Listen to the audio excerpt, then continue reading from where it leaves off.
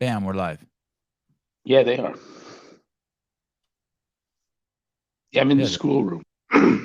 Oh, The wow. Lane branch of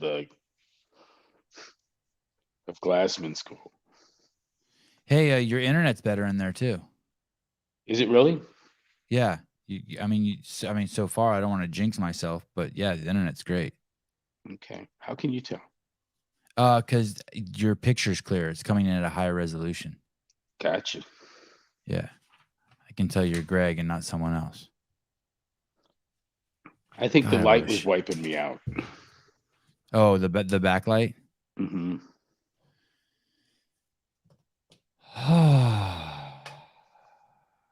I used to listen to NPR when I first met you. I was just looking around the other day, wondering where the NPR station is. National But Public Radio. yeah. I'll listen to NPR and read the New York Times just to stimulate myself. Look at this. That's Look where at I get this. my fodder for I stopped reading here. Tell me about that. I stopped reading here. Oh, your audio went out. I jinxed us. The light's on your headset. I don't know why that would happen all of a sudden, to be honest. Is there a mute button that was bumped? Is that what you're checking? Is NPR for boomers? I mean, I learned about it from my mom. Check in your settings, Greg. Maybe something. I'm looking on the screen. It doesn't look like you got muted, but if you go to settings, the little gear, and then click audio, there should be a choice for mic and speaker, and they should both be your Jabra headset. I did not mute him. Dr. Ruth Westheimer, I did not mute him. Oh, they're trying to mute Greg. They could be doing that. That's absolutely true. Good morning, everyone. Robbie, good morning. Omar, good morning. I still don't hear you. Paulina, good morning. Jeffrey Birchfield, good morning. You could also log in and log back. You could also log out and log back in and see what happens, unless you think it's the headset that's the issue. Well, I'm going to kick you out real quick and see, and you can log back in. Can you hear me? Oh, can you hear me? No. Can you hear me? No, you can't hear me either. Oh, I'll just call him. Multiple levels of communication here. Let me see. That was weird how that just happened. Let's see if his phone is near him. No. Okay, look what I'm going to do. Greg, I'm kicking you. I'm going to kick you out. Let's see you kick him out of the studio. Bam. Okay, bye-bye. Okay, I'll say hi to all you guys. Geez Louise, hi. Rambler, good morning. I'm assuming that's for Geez Louise. How are you? Is 3 hours at the gym too much? No, not at all. Especially if it's at your house. Saber, good morning. Nice shirt, as always. Sean, good to see you. Amount of time spent in the gym means nothing. What type of volume are you getting in those 3 hours? Very good. Asking for some definitions. Yeah, because I'll be in my gym in my garage for hours. I'll spend an hour just standing on one leg, balancing. That's not shit. No Greg this morning. No, we'll get him. Yeah, I love the gym at my house too, Audrey. What a great place. Josh, good morning. Let's see. Log back and let's try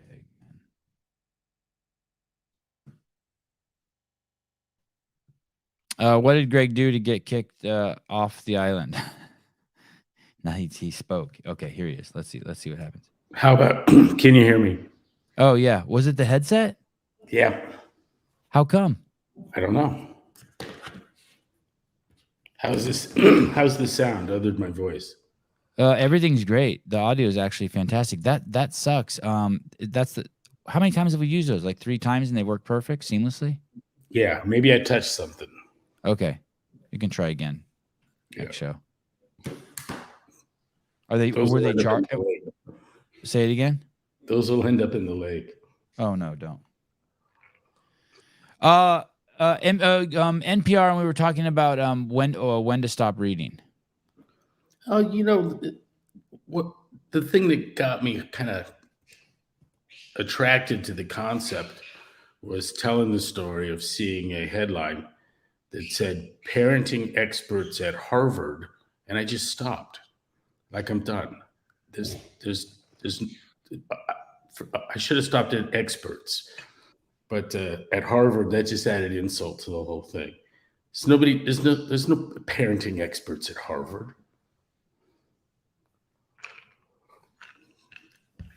You'd be a fool to think so.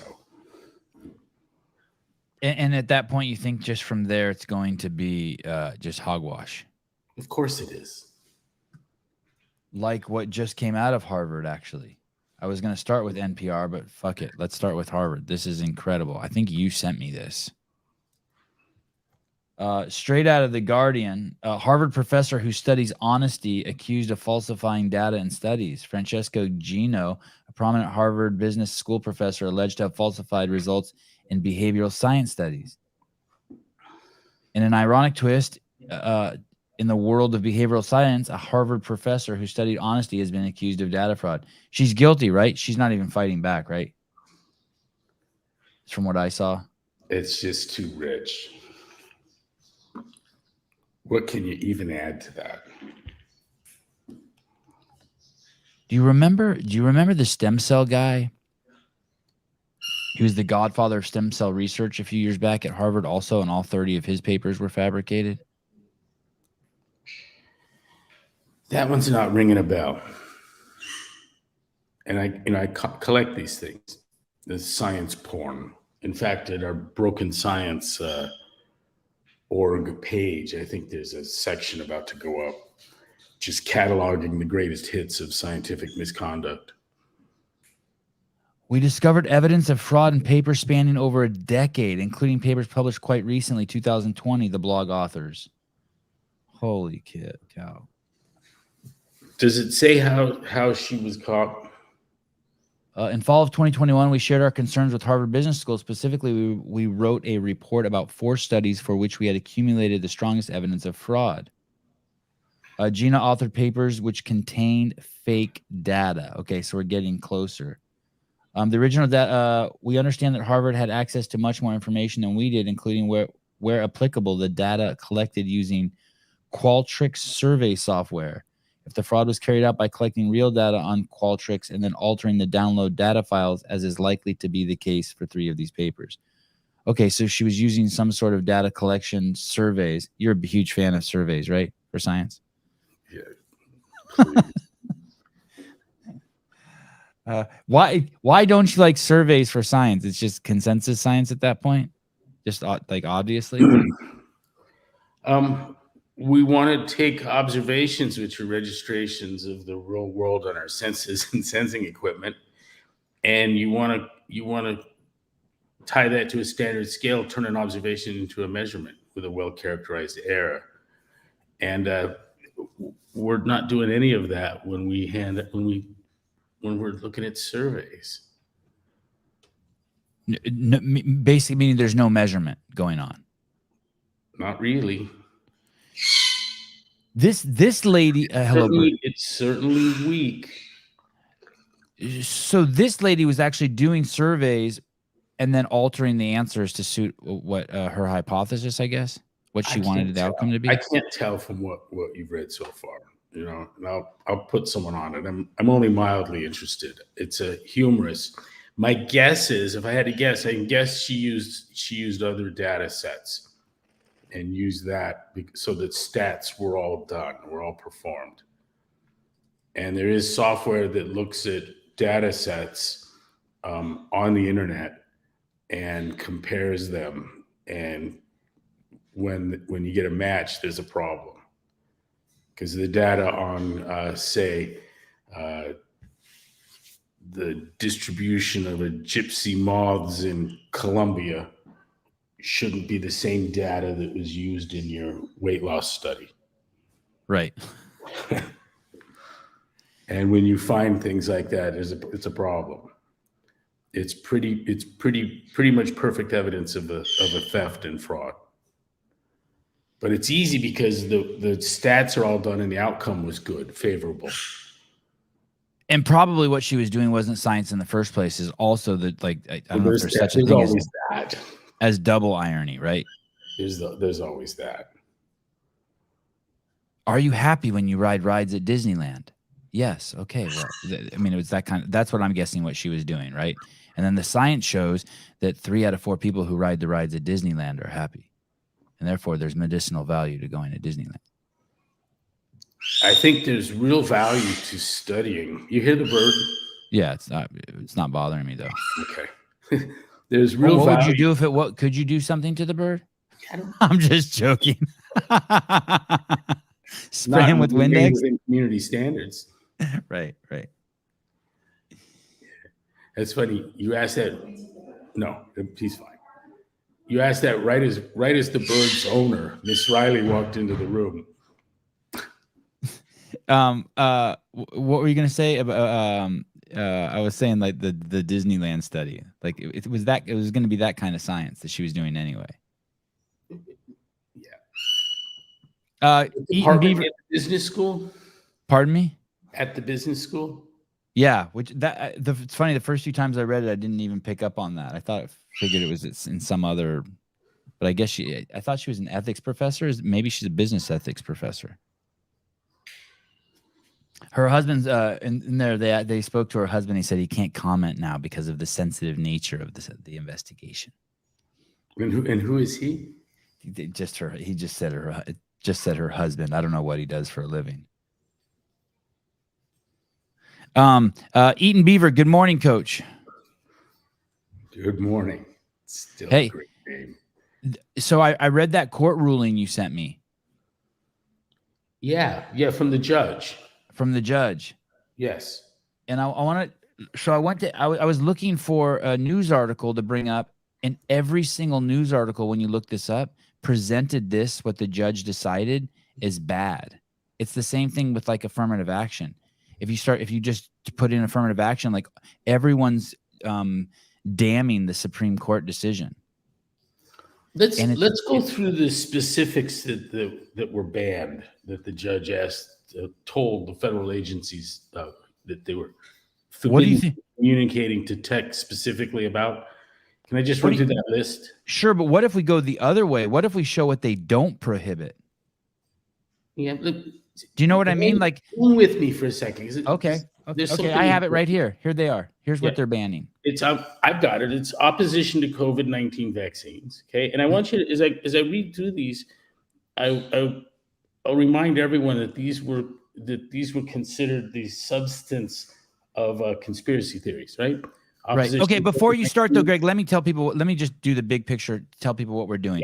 Yeah. Recently, the Supreme Court just handed down it's not the Supreme Court. It wasn't the Supreme Court. It was a federal judge in the Southern District of Louisiana or some day. Yeah. Sorry, you're right. A Tuesday ruling by a federal district judge in Louisiana could have far-reaching consequences. Good. I hope so. And this was the district court judge, Terry Dougherty, who is appointed by President Donald Trump, issued a preliminary injunction on Tuesday that bars several federal departments and agencies from various interactions with social media. Okay. That sets the stage. So here's specifically, and the language is powerful. It's unmistakable. It's a 4 or 5 page ruling, and it's very interesting. But check this out. The first one, opposition to COVID-19 vaccines. And again, hear these in light of this is the essence of conspiracy theories, right? Opposition to COVID-19 vaccines, opposition to COVID-19 masking and lockdowns, opposition to the lab leak theory of COVID-19, opposition to the validity of the 2020 election, opposition to President Biden's policies, statements that the Hunter Biden laptop story was true, and opposition to policies of the government officials in power. Now, here's what he said. They were specifically not to talk with, not to communicate in any way, shape, or form with social media companies in regards to those subjects. But he says that all of that was legal speech, was protected speech, and was suppressed by the Fed. That's what he said. And what's so interesting is that there's no the truth or falsity of it is fundamentally irrelevant to the judicial decision. What he's saying is, remember, there's nothing here about true or false, that it was protected, it was legal, and it was suppressed. It just coincidentally also happened to be true. Now, if this is a hard lesson for you, maybe think back when you were a kid, when one of my kids comes in the room and says I was hit. Okay, take the bird out. The bird just got kicked out. Oh, thank you. You know what that was? Maggie's listening to the show, and she's like, "Fuck that bird." So she sent someone in to get the bird. That's exactly what happened. Thank you, Maggie. Rambler thought the bird was. One of the listeners thought the bird was fucking. I don't let my kids hit one another because someone said something that wasn't true.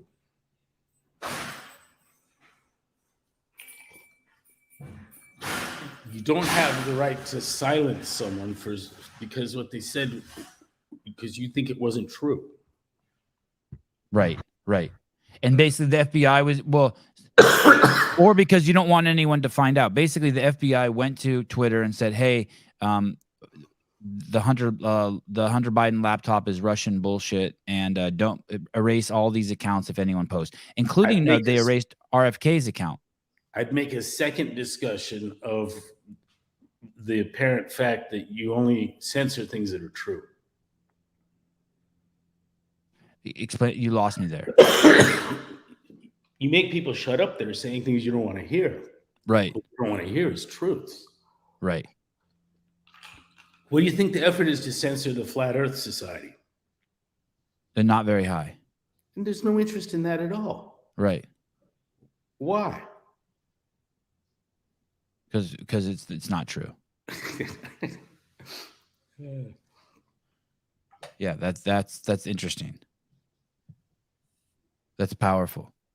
And so all the censorship, basically, there was something this morning I saw about COVID-19 on it was Dr. Malone basically saying that 99% of the people who died from COVID in Australia were vaccinated. And I was looking at that on Instagram, and there was no warning, there was no false, all the stuff that they had been put on for the last 3 years was gone. You know what I mean? All the censorship stuff. It's all completely gone. Gone in what sense? Meaning it's not on there. Before, if you even mentioned COVID-19 on Instagram, you would get a banner. And if you said something that was like, hey, you're more likely to die from getting the vaccine, even if you had data to prove it, or even if you published it off the CDC website, they would pull down your post. And all that shit's gone. They're not doing that anymore. When I took CrossFit off Facebook, it made news around the world. Mm-hmm. Look at the rationale for that then, and look at what we've been through. And the rationale was you didn't like the fact they were censoring people about low carb diets. That was a trigger, but the fact is they've had an unhealthy alliance with governments around the world for a long time. Right. Look how NPR phrases this headline. It's fucking despicable. U.S. is barred from combating disinformation. But why that's misleading is that the U.S. was actually forcing Twitter and Instagram to pull down real information. It's the exact opposite of what the headline says. I don't remember seeing anything on there that was disinformation. I mean, the disinformation I see is stuff like you're saying, like I follow some flat earthers. They don't fuck with those people. You're right. At all.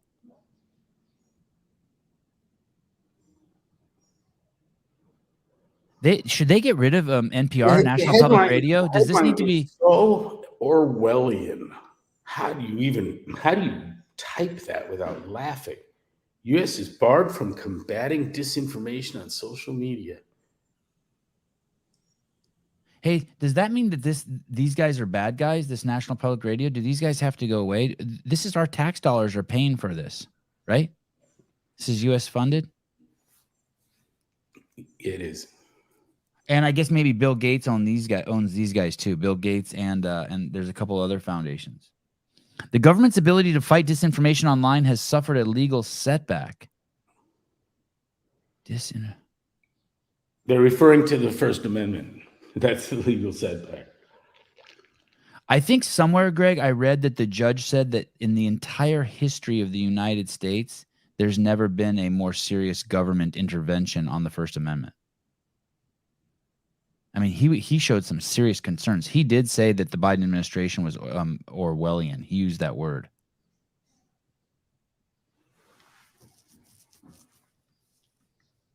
And most people are going to read this and believe this. So I guess that what that means is that people still believe that still believe everything. The majority of Americans still believe the story they were told about COVID. I think the left is willing to see your door kicked down and you drug out and vaccinated in the front yard. I think they approve of what we've been through. Why does this matter? This ruling severely curtails the federal. This is funny. It's written like morning chalk up shit. The way they have these headlines, it's written for idiots. This ruling severely curtails the federal government's ability to interact with social media companies about what appears on their platforms. The injunction is written very broadly, potentially banning the Biden administration from even talking publicly about what moderation of social media content would look like.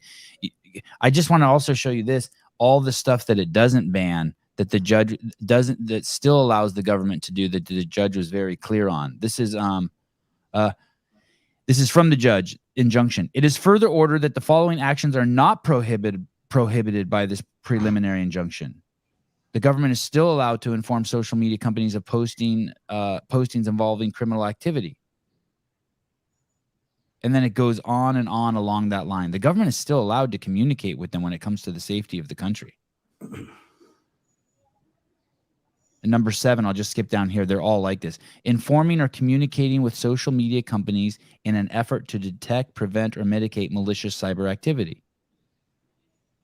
The U.S. government is allowed to communicate with social media companies about deleting, removing, suppressing, or reducing posts on social media platforms that are not protected by free speech by the free speech clause. Meaning the government can still go on. If someone's trolling for pedophiles are on there trolling, the government can still intervene.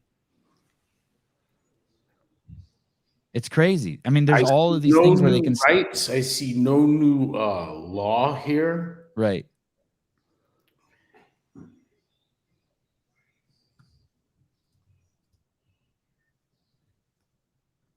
I almost wish I didn't see all this. This makes me hate NPR. Like, hate them.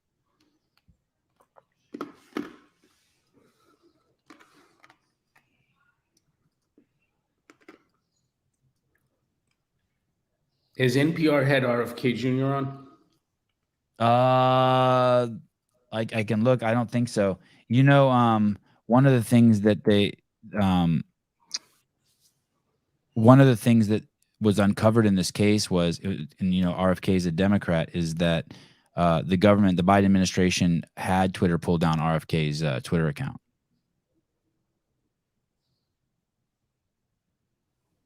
And that's the kind of shit like, hey, if you're a Democrat, like, it doesn't, at least, I mean, they're hurting your own guy. As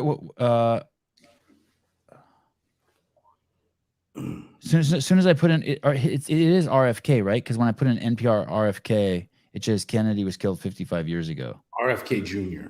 Okay, RFK Jr. That's right. Okay, thank you. Oh, it doesn't look like they've had him on. No.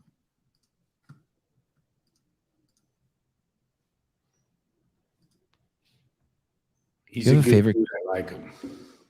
You do like him. Mm-hmm. What about his? He was against affirmative action. I mean, sorry, he was for affirmative action. Yeah, he still is for affirmative action. It's racist. It's gone. Yeah, it is racist. Here's the thing. No, tell me if you agree with this. No one wants some poor kid, regardless of his color, in some podunk town who's qualified to go to the college of his choice not to get in. We all want that kid to get in, right? We're all rooting for that kid. That's correct. And so if we're rooting for that kid, let's find a way to get that kid the resources he needs to apply and get in. But it shouldn't be based on his skin color. It's so funny. Michelle Obama, did you read what she wrote? You probably didn't. She wrote this. She wrote this whole thing talking about how sad it was affirmative action and being gone is. And her argument went like this. People get into school because their parents are rich. People get into school because they're good at sports. People get into school because of who they know. People get into school. And she gave all these reasons. And therefore, that justified people getting into school based on the color of their skin. And it doesn't work that way for two reasons. All the reasons that she had suggested before didn't matter whether the color of your skin. If you're a rich black kid or a rich white kid, it doesn't matter. You have a better chance of getting in. Like if you're good at baseball and you're a white kid or a black kid, it doesn't matter. You have an equal chance of getting in. But all of a sudden, she was using that as a justification for people to get in based on their skin color. I'm like, does she even? It's like the two wrongs make a right thing.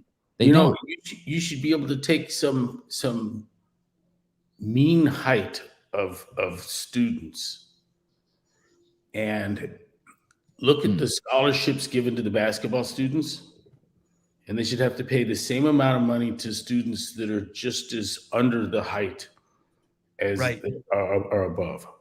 Yeah. Wow. I love that.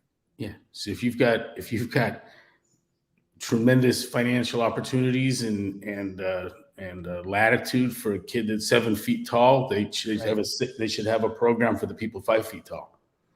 Right. Did you see that? So I wonder if I have this. You have to see this.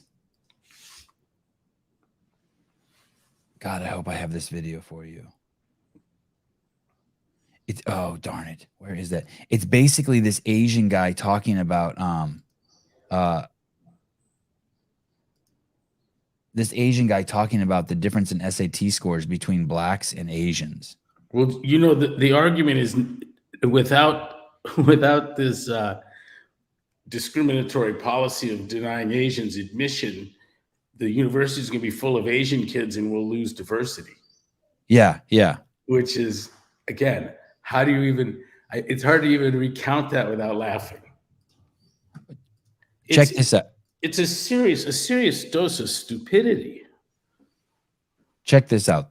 This Ben Shapiro clip. Here we go. The best media moments of the day yesterday, an Asian student who was on with Abby Phillip, and he just wrecks her. Abby Phillip is trying to make the case it would be better if this Asian student weren't able to get into an institution of higher education despite scoring really high on the SATs, and he's like, no. Because of affirmative action, Black Americans graduate from law school at the bottom 25% of their classes, largely speaking. We don't want that. We want Black students to succeed. We want every student to succeed, low-income students to succeed. But you have to put them in scenarios, in places where they're likely to succeed. And lowering your standard to admit somebody of a socioeconomic status or race would not help them do that. In fact, it would harm their graduation rate and excellence. Well, as the case also points out, the standard isn't necessarily lowered because if students are all admitted, the question is whether race can be an added consideration, a tipping point. No, the standard is lowered as the student premier admissions data shows. An Asian has to score 273 points higher on the SAT. 273 points higher Asians have to score on the SAT to get in than black students. By the way, Asians, don't feel bad, black people. They have to score higher than white people too. Are you seeing that shit, that chart? On average, 273 points. There's only 1,600 points in the fucking test. I'm like, did he just say that? Hey, why don't we hear it's so interesting. Thomas Sowell says that the reason why the Asians are doing so well and the blacks aren't and the Mexicans aren't is because they got involved in politics. I'm paraphrasing what he's saying. And the Asians and Indians, and I guess they're Asian too, they just put their head down and stayed at work. They didn't try to go the political route. The political route to get justice and fairness he says is not the way to go at all. It's put your head down and work and just get what you need. Prove your value. And today Asians make 50%. I think they make like 50% more than whites and like 75% more than blacks nationally. Crazy, right? That's all cultural shit, right? You don't think there's anything, Of course. right? It's not like, hey, your eyes are slanted so you're smarter and make more money. It's just, it's all cultural shit, right? Yeah, it's their values. Values. Parents staying married, instilling shit in their kids, work hard. Yep. Yeah. Look, here's Judy. She's Chinese. Yes, we're taught to stay under the radar and just grind. Don't look up and don't be noticed. I hate this word privilege too.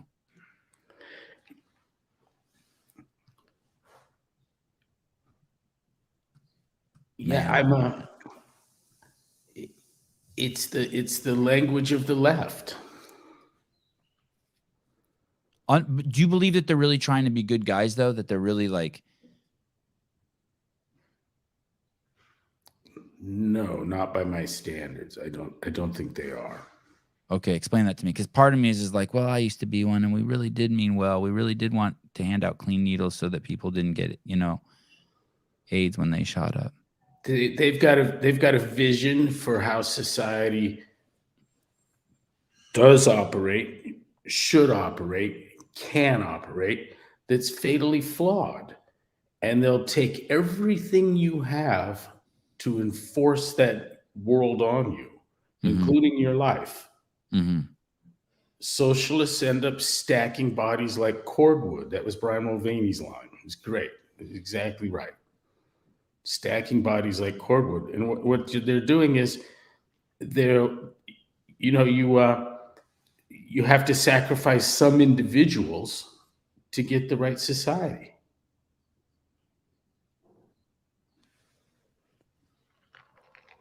Well, that would explain slavery coming from the left also. Someone had to be sacrificed in order to get the right society. What do you think about this argument? You go back in time and you look, and the Nazis were socialists. The Ku Klux Klan was Democrats. A Republican never owned a slave. They were all owned by Democrats, by 1% of the Democrats. That it was FDR who started the internment camps, the Democrat, and gathered up all the Japanese and took their land and put them. What do you think about then when I'm raised and I ask my elder, I'm a 16-year-old boy asking my elders, what the fuck were the Democrats thinking? This is just hundreds of years of just fucking crazy behavior. And the Nazis even studied the Ku Klux Klan. I was reading in a book recently where they said that even Hitler did not like the 1% rule. The Ku Klux Klan had a rule: if you were 1% black, that you were black. And Hitler decided that was too stringent, and that he was going to allow people, if you were 30% Jew, that you could live. You know what I mean? They didn't take you and burn you. He thought the Nazis were he thought the Ku Klux Klan was too extreme. We still have that 1% rule, by the way, in the United States. If you have any black in you, we consider you black. But anyway, but then as I got older, Greg, they told me, or when I was 16, and I would ask, my parents, hey, well, why were the Democrats like that? She said, people would say everything has changed. It's been flipped. The Democrats aren't like that anymore, and it's the Republicans who are like that. Have you heard that? It was the Southern Democrats. Yeah. But nothing has changed, right? They're the exact same people with the exact same ideology. I guess you said it. Some people have to be sacrificed in order to get what we want in the future. Look what we just went through. You mean with the 2 years of like trying to lock us in our house? And cover our faces. Destroying most of the businesses you hold dear. Pubs and restaurants and churches and schools.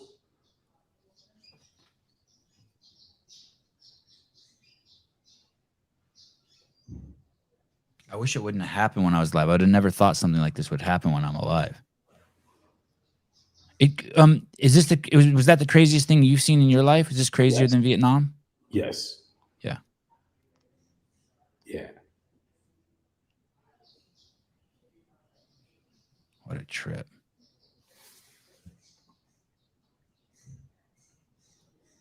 You're going to like this, I think. I remember you telling me your dad's thoughts on political correctness. Yeah, I was sitting in a car and he made me guess. There's another word for it. I couldn't do it. And the answer is incorrect. Political correctness is the same as politically incorrect. Or just incorrect. It's incorrect. You sit silent when you hear that men and women are the same. There's no difference.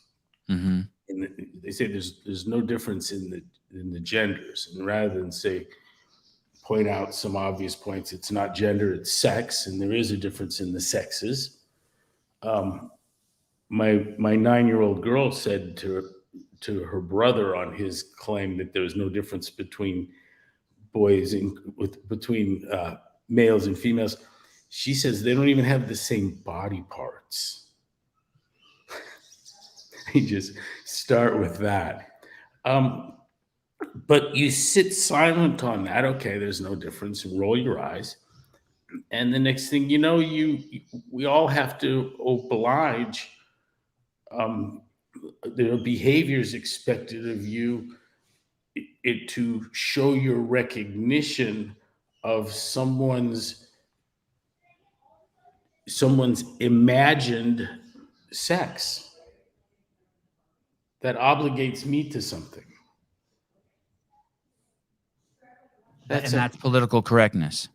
Well, that's where we got. That's where we're at Right. now. It's an aggression if I don't recognize your pronouns.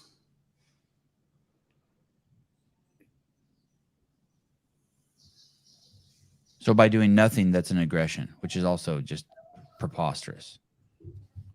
I'm obligated. This is the issue that Jordan Peterson tackled. I'm obligated to alter my language to accommodate something that's happened inside your head. I don't think so. I don't think things work that way. And if you don't, you're a bad guy. I don't think I get to sit here from my chair and make some decisions, leave the room, and now people around me have a moral obligation to an altered behavior.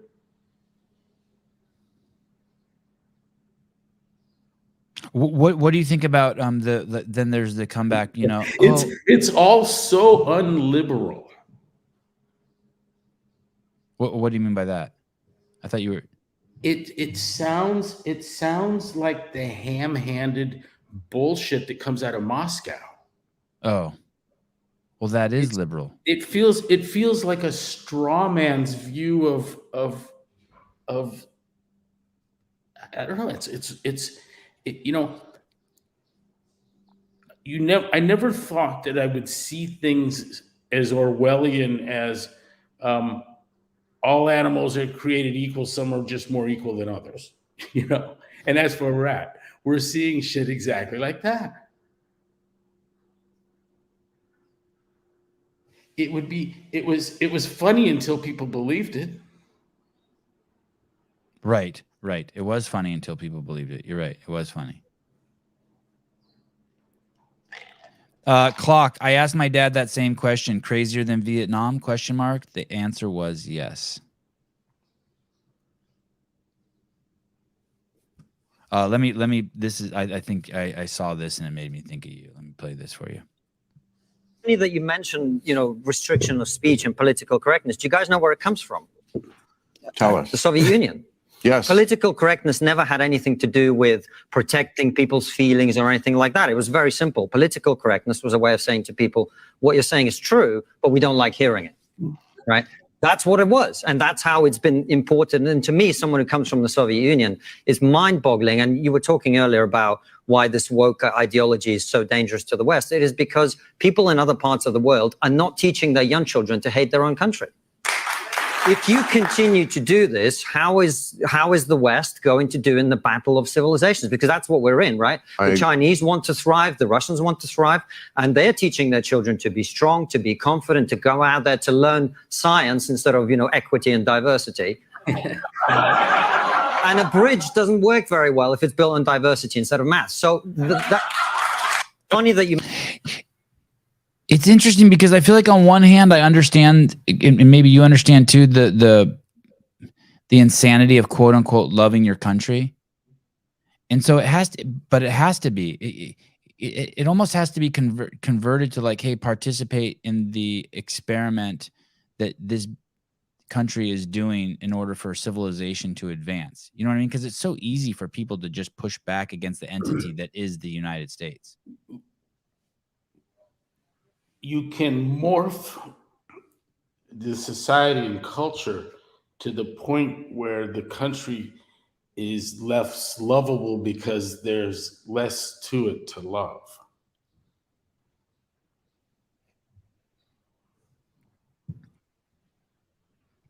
I almost need an example of that, what that looks like. Look, my love for the United States, for this great country, is based on its values. I find those in the Constitution. Mm. We veer from that, and there will be less for me to love. You think I'm going to move down to Venezuela and oh my God, I can't wait to get citizenship here and fucking embrace this culture? Let's get on inner tubes and float down there so our kids can be free. Right.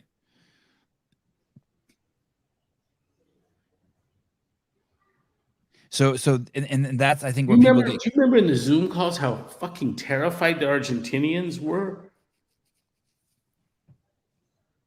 But there was one guy that was speaking freely, and he's like, yeah, they're all afraid. They're being listened to, and you get arrested if you even walk outside. And I was like, why are you so brave? And he was on a dairy farm in Wisconsin. Oh, that's right. One of the Argentinian affiliates. That's right. That's right.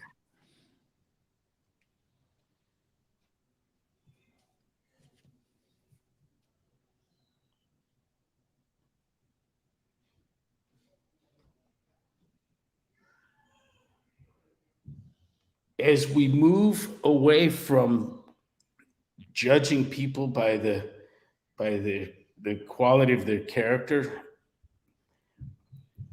and into the space of judging them by the color of their skin, when I find that when language is disturbing, the thoughts can't be arguments you can't get around, presenting ideas that are bothersome to me, like explain how the masks work again. Those people need to be shut up, removed from their ability to earn a living. That seems okay. If that's okay, that's not a country that I love. Right. How much of what I love about this country have we thrown away in the past 3 years? I bet you I would bet that 99% of the people who say that they don't love this country don't even know what they're saying. They've never even peeped the Constitution or the values of this country or the opportunity that is their life. I was texting with a friend about what's likely to be the upcoming option of the election, the pathological half-wit versus the senile crook beholden to China and Ukraine. I'm going to go with the pathological half-wit. I'm going to vote for Trump. There's no way that Biden makes it on the ballot. There's no way, right?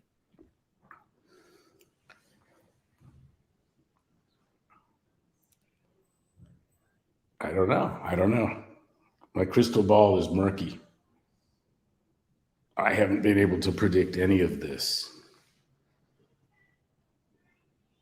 What did you think? Did you see the article about the cocaine being found in the Sure, of course I did. In the West Wing? Yeah. Whose is this? Come on. It's so funny that they right away said that Hunter was out of town, that Hunter was not at the White House. He was with his dad at Camp David. I don't think he's being accused of having found it. My presumption would be that he lost it. I heard that too. It was found on Saturday and he wasn't even there that weekend.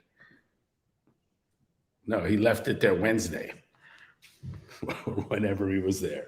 It's pretty funny. Do you see the video of him doing a bump? Did you see that? No. Let me send that to you. Hey, here's the thing though that I keep tripping on. Every day there's another attack on Biden and Hunter now. Do you know what I mean? Whereas before they were protected for 2 years, right? Now the media, it's just every day. So what's being allowed is completely changed. Do you know what are you feeling me on that? Yeah. It's an inside job. Like someone from the inside is now trying to get rid of Biden. Like his own people are now okay. Like how does that story even get out, right? Sevi, look at that thing it's saying. Is it in a text? Did you send it as a text? Yeah. It hasn't popped up yet. Is it a website or just a GIF or a video? It's a Twitter. Oh, okay. Here we go. Oh, good. Here we go. It's pretty funny. Oh, shit. Wow. Oh, let me pull this up. Wow. Huh? Wow. That is brazen. Holy shit. Let me pull that up. Wow. Did that look like anything to you? Yeah. Yeah. Here we go.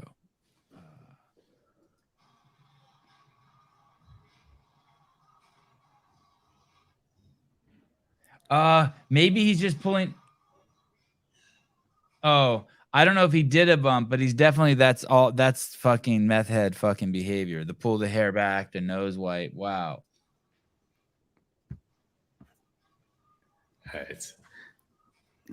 Look, what makes that plausible is that I've seen video of him doing. I've seen all kinds of video of him doing all kinds of things, and so the plausibility is certainly always there. It makes it for me likely that was his cocaine that was left.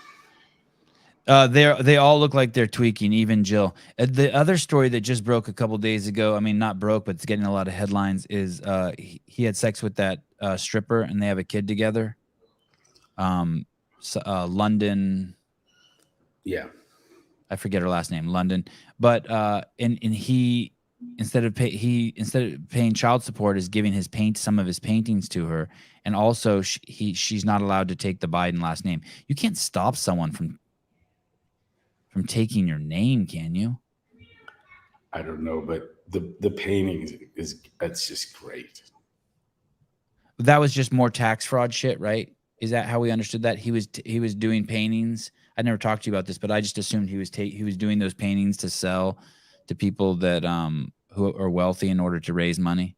It's just a way. It's to get money from wealthy people.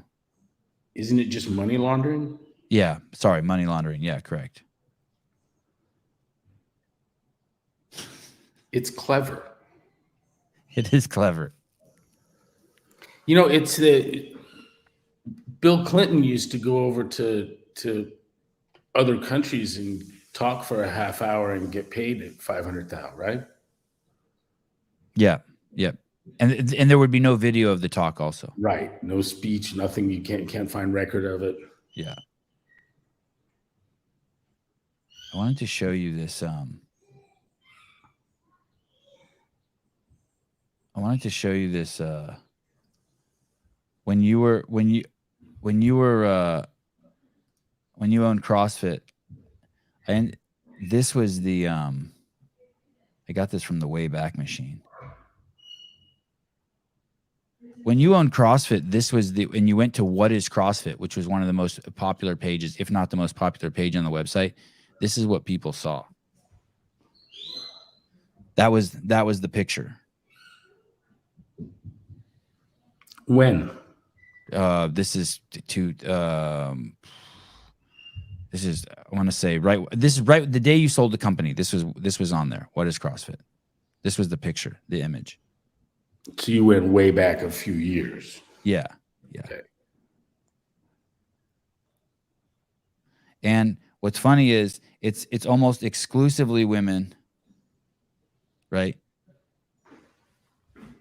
And I know you didn't. I know this is probably more I don't know, Mike Warkington level, but exclusively women, and women of all different ethnicities, colors, relationships, equatorial relationships.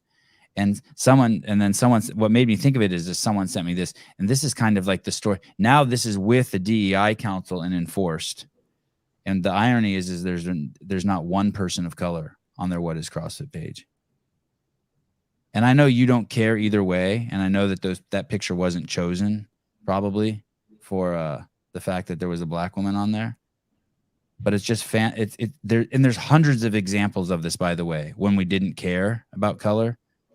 They're all over the site. The games is another perfect example, right? And now they do care, and there's no black people.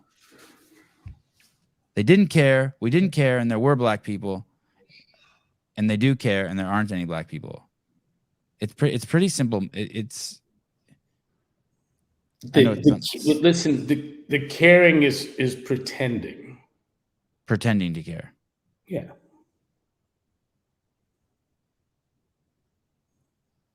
Of course it is. Like this picture is chosen.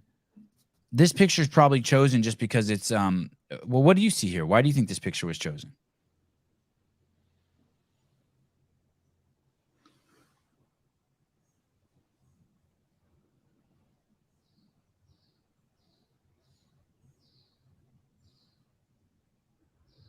Because of the lines on the floor? You like those lines, the way they draw your eye to the... Yeah,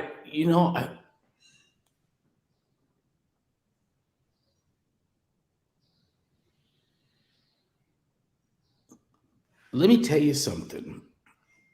What I see right there, here's what I'm going to interpret.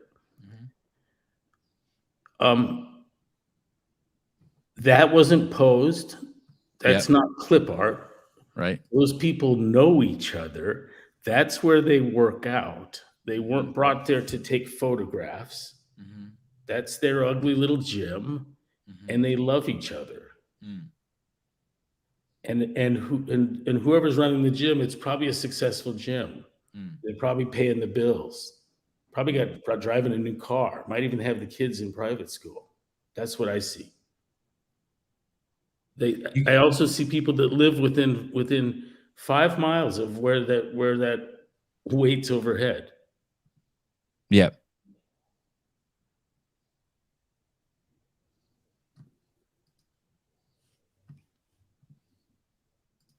Good job, dude. Fuck. There's what a cool thing you started. Thank you. It's still the cool thing everywhere those people are getting together like that. It's happening right here in Coeur d'Alene. Right here. I want to be super clear too. I could have just pulled up the picture from the old website, but there's just the irony of the component of the when Greg sold the company. That was one of the issues, that for some reason it wasn't inclusive. And I think that everywhere you look, it's less inclusive now than it ever has been. And so that's just the irony. I don't think it's not inclusive now. I still think it's inclusive. But if you were comparing based on what the fucking the minority was saying, a few fucking idiots were saying, they're totally wrong. They were 100% wrong. You know my view that in child raising, there's infinite number of ways you can fuck your kid up. It's just crazy how much damage you can do. Right. And in terms of the things you can do that are good, it's you can come up with a pretty good and short list of things, right? You know, I mean, what's after strong, well-developed, discussed, inculcated, acculturated values and and skills, cognitive skills, right? Got a kid with super strong values, a lot of confidence, and well-educated. You know, what else you need? Maybe make athletes of them, right? You know, well, in running the company outside of that, validating what the affiliates did, providing additional educational resources pertinent to the training stimulus and nutrition, and fighting battles against legislation or litigation that the affiliate can't fight, you know, and these are the list of things that I thought we should be engaged in. And everything else I could think of that would be suggested, recommended, or even considered normal business felt wholly destructive of the culture, of what was the opportunity to be an affiliate. It moved me away from the professionalization of the training space. And I don't care whether that's selling water or the CrossFit jump rope or whatever the hell it is. It felt delusional. You see the analogy I'm making? Yeah. Yeah.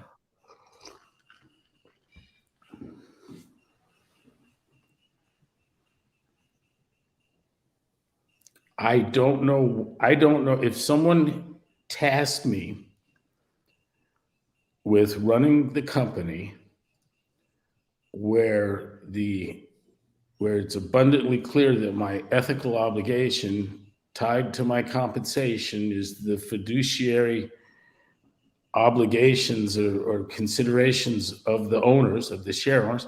I don't know what the fuck I'd do. Right. That's why I don't think I could do Don's job. Right. I know. It's interesting you say that, because when people be like, I wonder if Greg would ever come back, I'm like, no, he can't come back. To try and right. hire me to wring money out of the affiliates? Right. I'd be the one to explain that why you're going to have the drink dispenser in the corner. Did you see this post by any chance? No, I don't. You don't do. I know you don't really do Instagram. You don't even have Instagram on your phone, do you? No. So Tom Siskron, dear friend of yours, right? Yeah. And here he is. He's a doctor, very highly well-respected doctor, a urologist. I don't know if I should say this, but when during the pandemic, he never wore a mask, by the way, in the 2 years when he would walk around his hospital, when everyone else did. And basically, he got this guy to drop 50 pounds. This is Rick, who came to me for a minor urologic issue, but has left my office being told for the first time that he was sick based on labs I saw from 10/22. I also told him, however, that he had an amazing superpower to cure himself. He is back today, a year later, as a new man. He feels amazing and says he never wants to go back to the way he felt before he knew how important proper nutrition was. He's dropped over 50 pounds and avoided a future filled with doctor visits, surgeries, and hospitalizations. So, and then up here it says, he gives you the credit, right? He basically says, it is a real special for me when I pull someone into the lifeboat before they start to drown, before they even know they're in trouble swimming in. Before they even know the trouble they're swimming in, as Greg Glassman coined it, the mess. This I think is Don's greatest tool.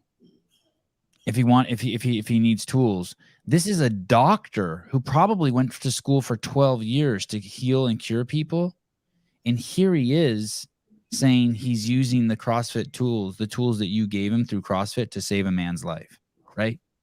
And I see this and I'm like, holy fuck, this is it. Right? This is what every single affiliate, anyone who's taken the L1, anyone who's read the journal, these are the tools and the powers you gave them to save people's lives. This guy's not using what he learned in his 12 years of medicine to save this guy's life. He's using what he learned in the 2-day level 1 course. It's nuts. I've had semi-joking conversations. Told Emily that I'd like to be put in front of a room full of psychiatrists and tell them I have an amazing announcement for them. And that is that there's a psychiatric disorder that's killing millions and millions of people, and no one in your field has done anything about it. And it's diabetes and the attendant obesity. That's a psychiatric disorder. It's caused by a behavior. We can tell you what the behavior is precisely, and it's refined carbohydrate eating. Refined carbohydrate. That's what happened to that guy. And the miracle, and we have to talk about what did it require scrubs? Did it happen in the doctor's office? It happened with that guy's fucking fork. Mm-hmm. Mm-hmm. That's what happened. He quit sticking it into the refined carbohydrate. It's no secret how Doc eats, how Tom eats. He got his triglycerides so low, the number doesn't mean anything. He gets it to 39. That's not a real number.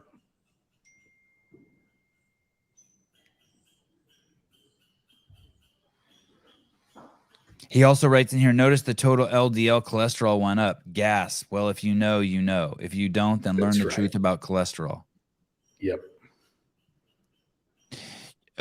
Greg, question about a business question for you. And I'll kind of try to do this question justice. Basically, there are.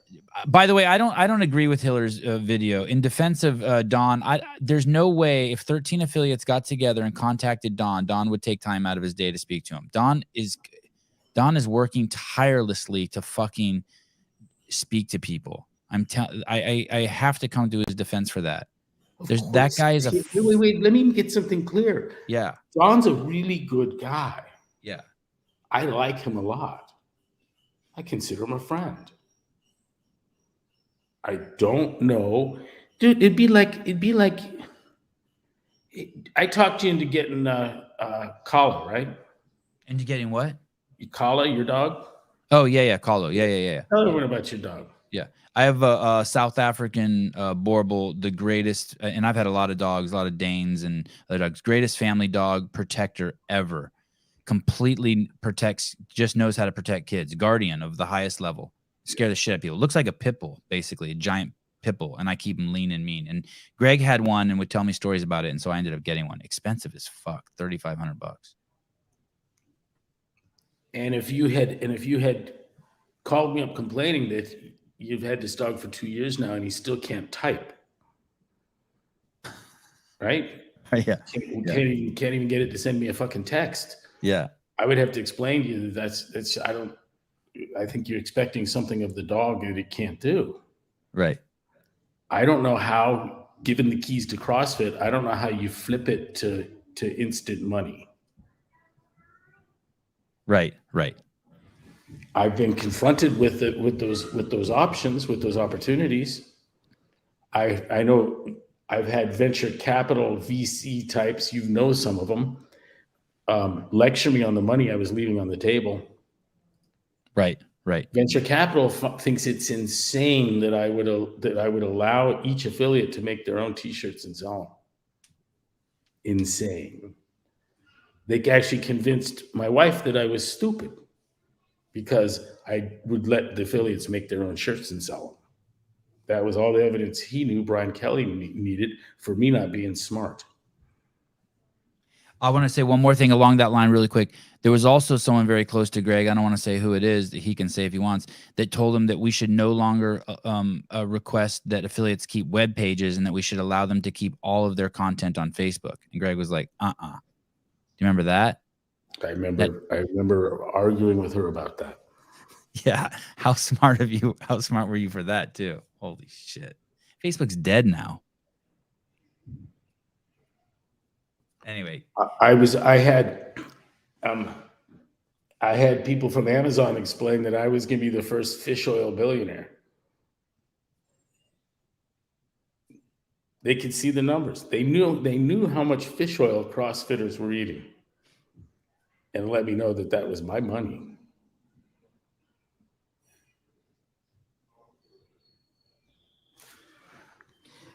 So basically what happened is there's a video out there that Andrew Hiller made that's this affiliate saying, hey, 13 of us affiliates got together and we tried to meet with Don, and Don said Don denied our meeting, which is complete bullshit. There's no fucking way that's true.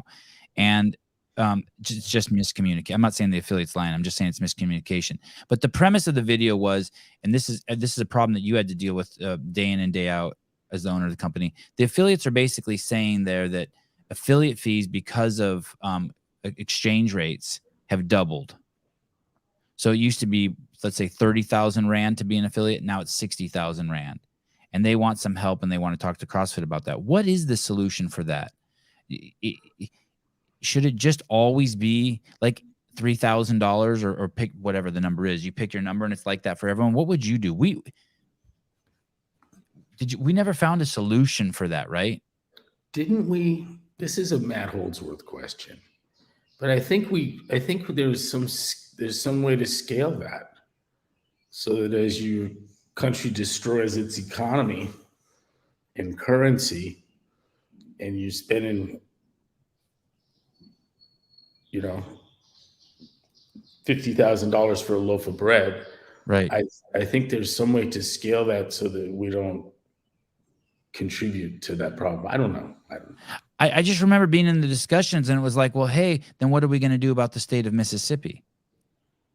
Or you know what I mean? Like, we would then look at places in the United States, and they can be like, hey, the fucking in the poverty level in Santa Cruz, California is $120,000 a year, but the poverty level in Mississippi is $13,000 a year. What do we do there? And it just became this thing with like, hey, dude, this is the price of it, and then everything else we'll deal with on a case by case basis. That's what I remember how it was dealt with. But I don't envy that position that Don's in. What are you going to do? There's fucking, how many countries are there? There's almost 200 countries on the planet. 300? What? I don't know how many countries there are. The diversity in the scenarios, the economics of different regions, and what people have done to establish gyms and make it work has just been an amazing thing. And I remember Tony Young. He was in like Akron, Ohio, in a rusty old building, and he was like a flute repairman. Oh, you remember that guy? Yeah. Wow. Then he moved to Florida, and he got a girl. I mean, we went. I think it was Akron. It was sad. It was a rusty old town that time and industry had forgotten. Industry had left. And this guy kind of had maybe the personality of a flute repairman, whatever the hell that is. But he started a gym, and he made a difference for people, and he found a gal, and they moved to Florida. And it was an amazing thing. What would you do, Greg, if those 13 affiliates came to you and they're like, hey, Greg, our exchange rate is our affiliate fees have doubled? I think we did do something. Like I said, this is a Holdsworth question. Right. Okay. But I think there was some adjustment made. I don't know. But look, when it became obvious to us that 9 out of 10 affiliates globally weren't legally able to train, our response, the hard pill we swallowed, was we're not taking affiliate fees from any country, from any people that aren't allowed to train. And it's a hard thing to actually turn the spigot to your revenue to a 10% flow willfully. But we did that to protect the affiliates so that they didn't accrue crazy debt. So the city of Sydney says all gyms must be closed. Then the affiliate fees from 365 affiliates, you would stop collecting them, and they turn it off for a year, and you're like, okay, don't pay us for a year. Correct. And that ends up being if there's 300 affiliates at $3,000 a piece. It took away 90% of the company's revenue. Crazy. Within a 10-day period. gone. Does Greg think if he was to come back that he could make CrossFit great again? It's still great. It's always going to,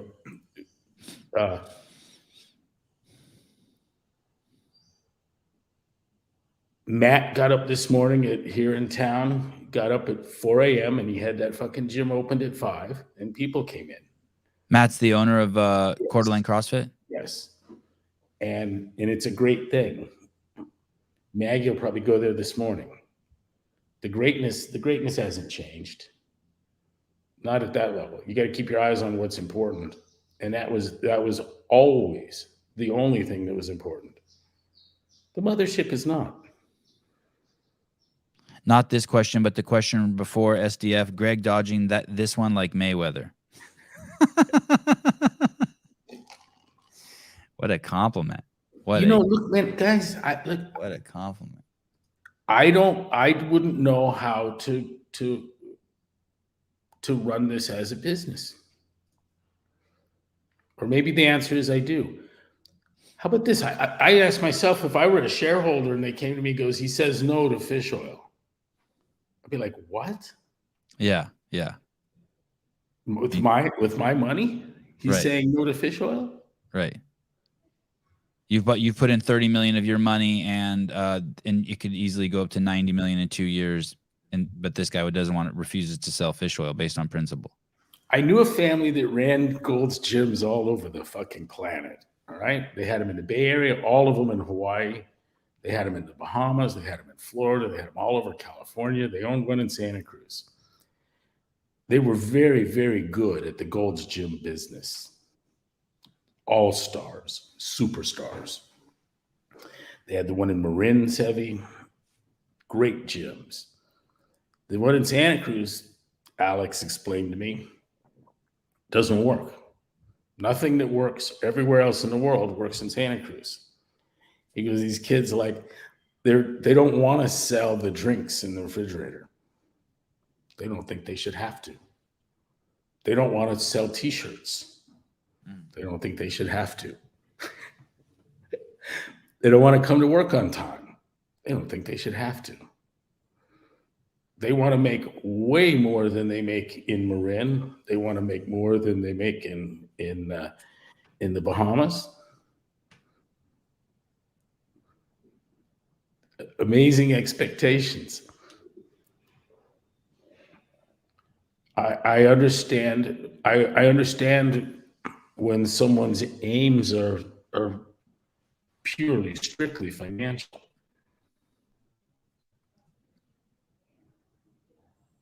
Right? Yeah, but your whole thing that you taught endlessly was, and I cobbled this together, but you need purpose, and that sort of makes you unkillable. I remember one time saying, Greg, when's the last time you've been sick? And you said, I don't have time to get sick. I have shit to do. So you have purpose, and then you chase excellence, and you push those two together, and then then maybe money will come. Right? You have purpose and you have excellence. And so those are the pieces. But what you're saying is that maybe venture capital doesn't see it that way.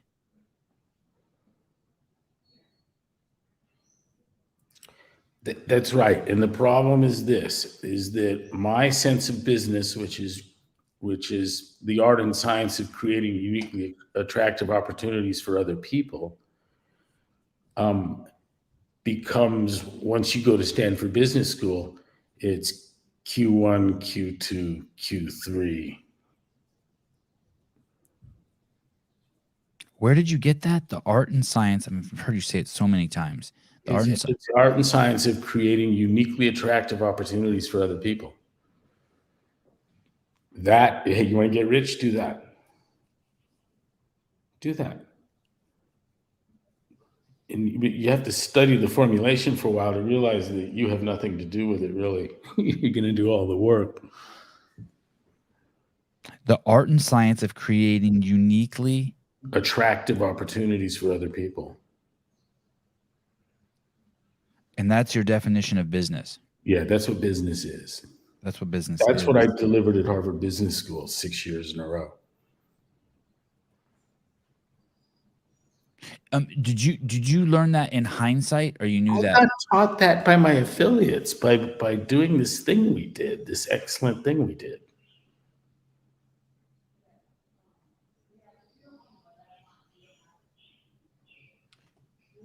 So your business was giving other people business opportunities. Mm-hmm. And that includes Mr. Henniger in Columbus, Ohio. Right. The RX bar guy. He's just an affiliate who came back from the war, didn't know what to do, so he started a fucking CrossFit gym and made his own gear because he couldn't afford to buy it from Bigger, Faster, Stronger.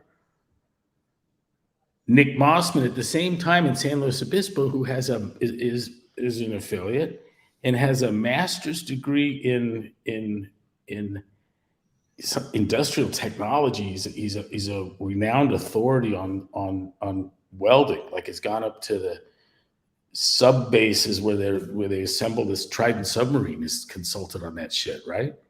He's an expert on welding and a very smart kid. You remember his place down in Slow? I don't remember it. What he said, he says, I can tell you this, no one is ever going to get rich welding equipment for CrossFitters. That's what Nick Mossman said. That's what he got with his master's degree from San Luis Obispo in welding technology. He's a fucking expert, right? He is an expert. Yeah, and Bill's rich from welding equipment for CrossFitters. Very rich. Yeah, and I'm proud of Bill. Proud that I got to play a small role in that. And look at me. I spoke to Tom. I called Tom a couple of days ago to talk to him about penises, and now I just made and he's the expert, and I just made $20 from him. This, Sevi, is like when we paid to pick strawberries. I was like, now this is a trip. I really like this business model. And I get this tiny little basket, and I pay $20 a head, and my kids run around through the strawberry field. How did Harvard? Well, that was they were creating uniquely attractive opportunities for you. How did Harvard receive your message, Greg? That was very well received. Do you think that they ever understood it before and after? Do you think they ever? An issue that's being brought forward. Yeah. And then they present both. The case is made, and I got to talk and do a little bit of arguing, handle some questions, and they'd vote again. And it was clear that I was an impactful presenter. Yeah. And I know that many years I was the students' highlight for the year, repeatedly. Yeah. I remember that they would study the Anthos situation, right? The sale of the company and how you fought to keep it. Yep.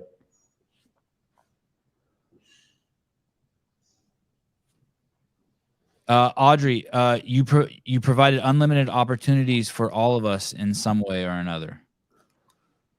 That's kind. Thank you.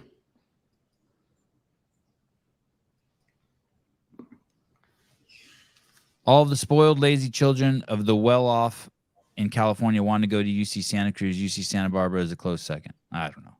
I went to UC Santa Barbara. I wasn't lazy.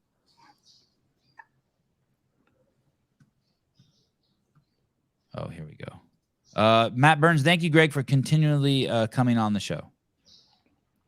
I enjoy it. Dan Guerrero. Greg, do you think HQ provides significant value to affiliates for the affiliate fee?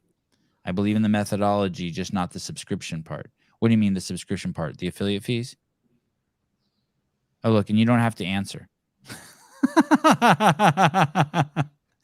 You're a good dude, Dan. Don't be. I can answer that. Okay, yeah, of course you can. I put a pretty good effort into articulating the validation, education, litigation, legislation angles, what we did, all those things for the affiliates that they couldn't do for themselves. I put myself in the position, I asked, would I be an affiliate given those things? Listen to this guy talk, tell him that he's going to litigate on my behalf if needed, fight off pernicious legislation where and when needed. We actually did those things and did them successfully enough to make, second page of the Wall Street Journal, kind of progress. And the education, the Mesperts that came around, those today are still amongst some of my best friends. I stay in touch with them all. These are the things that would have me affiliate. If you'd ask me, is that worth the $3,000? And is an easy yes. Easy yes. And I'm telling you, I can't think of things that I would want done if I were an affiliate outside of that. I can't think of things in running the company that you could do outside of that wouldn't be injurious to the brand and to my business. And that includes trying to turn me into a shoe salesman, selling pills out of my gym, fish oil or any other kind of damn pill. I don't even want to sell water. I have an obligation to give you clean, cool water at my gym. That's one of my obligations. We're not going to have pay toilets and fucking, right? Clean bathroom and cold water. That's on me. Light. The elements were just once again for your affiliate fees, educate and just to pop this popped in my head. Obviously there was the CrossFit Journal for years, 95% of it for free. There was the website with the constant flow of information there. And then there was stuff like this, which is, I think, the most popular video CrossFit has published probably in the last 6 years, maybe. I don't know. It's definitely up there. And it has 8.3 million views. This is what some of your affiliate fees went to bring Dr. Jason Fung amongst dozens of other speakers to the CrossFit Games. So that's the educate part. The legislate was Greg going to DC and all over California, all over the world, basically speaking to fucking politicians. I fucking hated that part. We fought off occupational licensure that was designed by our competitors from academia and from industry in an unholy alliance. Went after the CrossFit gyms with a shit ton of money. And you look at their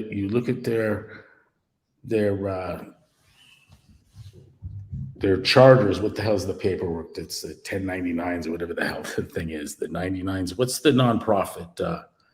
But anyways, in litigating against them, you could see that they didn't have the money for the big time lobbying they were doing.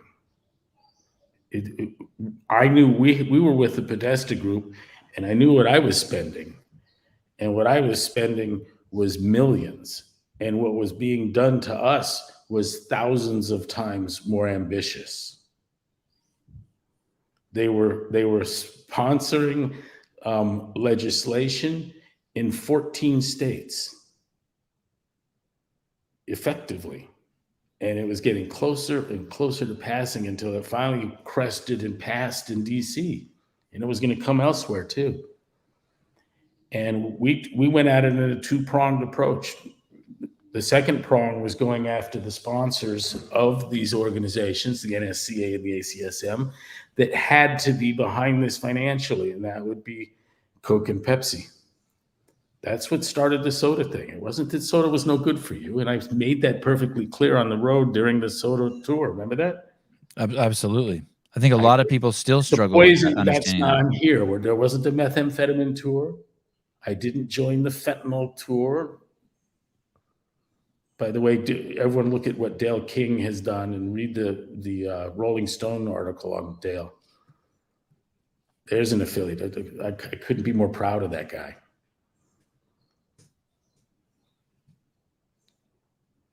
You pull that up, Sevan? Yeah.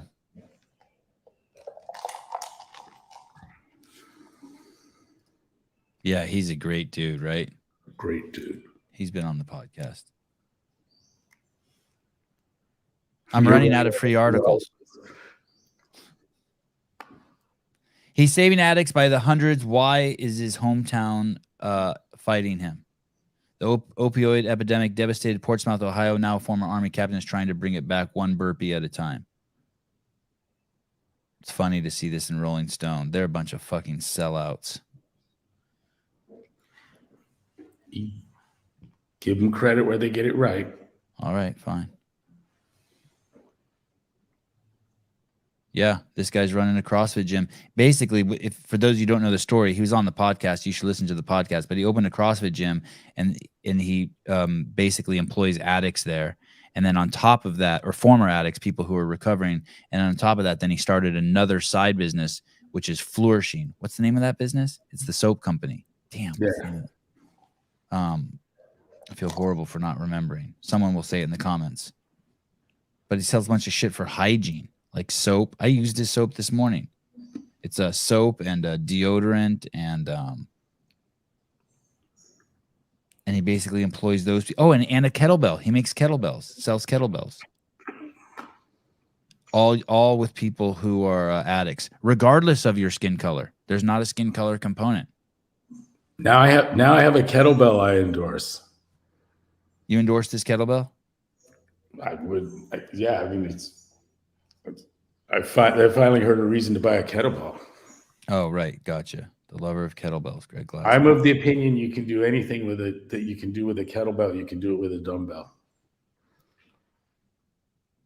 I spoke to Dale briefly, and he said he really enjoyed working with this author, too, and that I should have the author on the podcast, which I need to do. He said the author was fantastic. Hey, the thing is with that legislate, litigate, and educate, and Dan followed up, Dan Guerrero, see, with that kind of response, I would affiliate too. I always overlook the litigation part. Huge value. Not sure if they still do that. And then Sleeky here is, CrossFit is done fighting fights. That ended with Greg selling. That's correct. And I don't see any education either. Maybe I'm wrong. I'm open to them. Someone pointing me to something, but I don't see any of that being done. I don't know what they're doing. Robbie Myers, Sevan and Greg, I finally left my non-affiliate yesterday, joined a new affiliate, all because of this chat. Thank you. Oh, interesting. Meaning he belonged to a gym that had de-affiliated and then moved to a gym that was affiliated.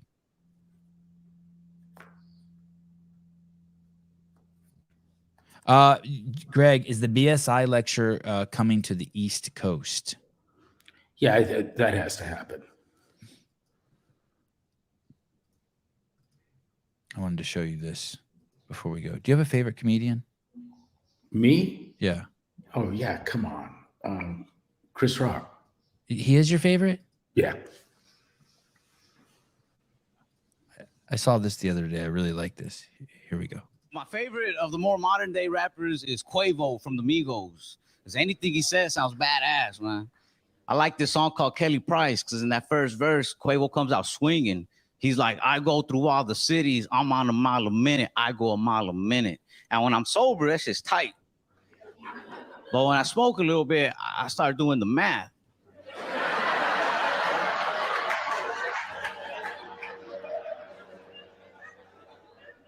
I was like, yo, a mile a minute, that's 60 miles an hour.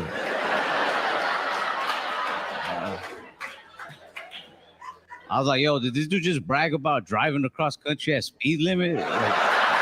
But Isn't comedy great? Mm-hmm. Why Chris Rock? You like Chris Rock better than Tosh? .0? They're close, but yeah. Yeah, Chris is funny. I saw him. He opened for Dave Chappelle. And you saw that? You saw both of them? Wow. When was that? Recently? And that was a serious mistake on Chappelle's part. Like, ouch. And Chappelle's great, but you don't let Chris Rock open for you. Wow. Okay. And Chris Rock on the Will Smith thing is fucking hysterical. Oh yeah, that is hysterical. Yeah. He says he slapped me because I'm little. That's why he slapped me.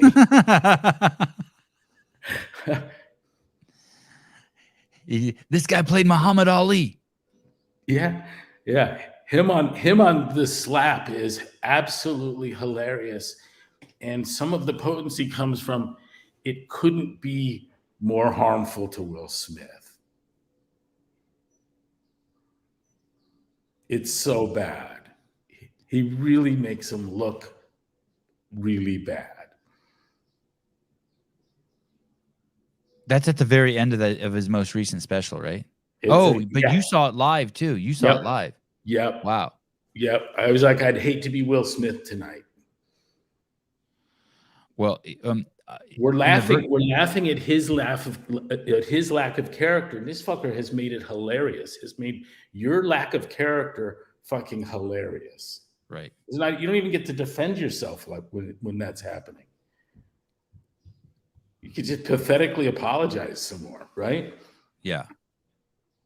Yeah, it's a career dinging move. It's as good for him as what the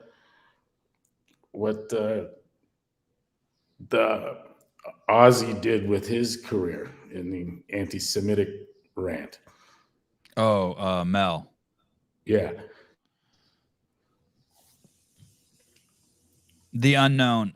Greg's the best, unfailing, honest, consistently brilliant, and the only guest Sevan doesn't constantly interrupt. Fuck off and keep your money. Thank you. Thanks, everybody. You guys, you're all very kind. Yeah, that was kind, but fuck you. I'm tired of the fucking interrupt shit. Go watch another fucking podcast if you don't like it that I interrupt people. I have a rapport with Greg, and I know that, and we have a cadence, and Greg and I are like boyfriend and girlfriend. When we talk on the phone, sometimes we won't say anything for 10 minutes. I just have him in my ear while I'm doing dishes or cutting tree branches or whatever. You're lucky I interrupt the rest of the fucking guests. Those fucking ding-dongs. Sorry, I was triggered. Oh, and thank you for your $20. Triggering intensifies. Yes, thank you.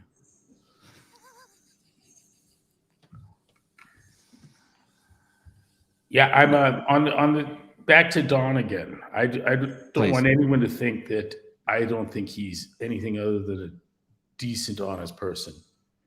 It's never. I've not seen anything, and we have mutual friends that, you know, I have close friends that I hold in high regard that hold him in high regard, and so I'm more confident of his character than even from what I've seen personally, and I've seen quite a bit. And I myself would have a huge problem if I were paid and my compensation depended on the amount of money that were in your back pocket at the end of the year. What little I know him is he works tirelessly, and he's doing his absolute fucking best, and he's a family man, and I haven't seen him do anything fucked up. That's, I mean, and I feel like, I almost feel like he's made himself too accessible. I kind of feel bad for him, like at how much fucking input he's getting. Someone said, pardon me? Someone will put together an association of professional trainers and undertake the task of validation, education, litigation, and legislation as a collective, and there'll be an alliance. Or Greg, they'll end up the way, the other option is they end up the way as beauticians. They just get completely absorbed by the government and the politics. Yep. I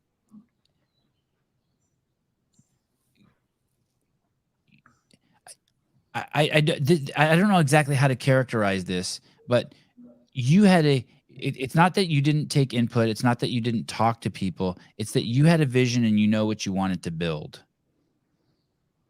And so I see all of these leaders who there's this whole thing like, just be open, get feedback, talk to people. Let's do, like, you weren't doing what the affiliates wanted. You were doing what was best for the affiliates. You weren't doing what the games athletes wanted. You were doing what crowned the fittest. You weren't doing what, like, there's this thing that you did we were moving in a direction, and it didn't matter what fucking other people thought. It was your fucking company, and it wasn't that you were an asshole or a dictator it was, I don't know. There's all these mischaracterizations. Sometimes, not always, but sometimes I hear these mischaracterizations of like, Dave should take more input with the games. I'm like, no. He should take less input. Do you know what I'm referencing? Like, you knew you had a vision, and people didn't understand. It didn't matter if 9 out of 10 affiliates do want to sell peanut butter. Well, it didn't matter to you. And they use that as some sort of validity that you should have allowed them to sell peanut butter. And it's like, but it's what they wanted. It's like, yeah, but that's not what the vision was for the fucking company. Yeah, do you feel me what I'm trying to articulate here? There's this they think there was like this democratization or this consensus thing going on. Sebi, what was the example we had the other day? And I was like, what the fuck would he know about running anything? Oh, why does he have an opinion? I don't know. I can't remember, but I remember thinking when you said, I go, God, I hope this doesn't come up on the show. Now I can't remember who it is. Maybe that's good that I can't remember. It was someone we knew had an opinion on how to run something. It wasn't it was Kalipa. Was it? I think. Remember him telling me about the advice he was given, and I asked, let me hear one of these pearls in the car. Yes, vaguely. Yes, vaguely. Yeah. Oh, we were at breakfast in Los Gatos. Yeah, and it preceded with a phone call. We met him for lunch. Right. Me, you, and Letchford. And I asked him to share with me something that would, an example of something that would make a huge difference. Do you remember what the offering was? I do. It was treat everyone fairly, right? Or the same? It was like, he said, regardless if your class has 1 person in it or 20 members, bring the same energy. Okay. Something like that. Treat everyone the same. Something like that, yeah. And I had to ask him, you came up with that? Look at Heidi. Oh no. Heidi, I'm sweating.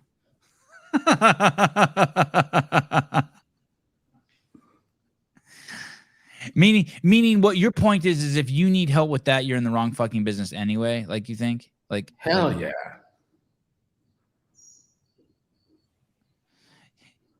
If I come into your gym and you smell bad and the floor's dirty and you're ignoring people, that's not going to get fixed. Right. I've had one affiliate of 15,000 tell me, man, after hearing you, I cleaned my bathroom, and what a difference. And I was shocked. I couldn't believe I was hearing it. I couldn't believe that anyone that keep a dirty bathroom could be shamed into cleaning it and seeing that as a new way of life. I think only one did that. And I don't think there's only one dirty bathroom. That was Dan McDougall. He's like, that's what it takes. We'll do it. I'm going to be successful no matter what it takes. I'll clean my fucking bathroom.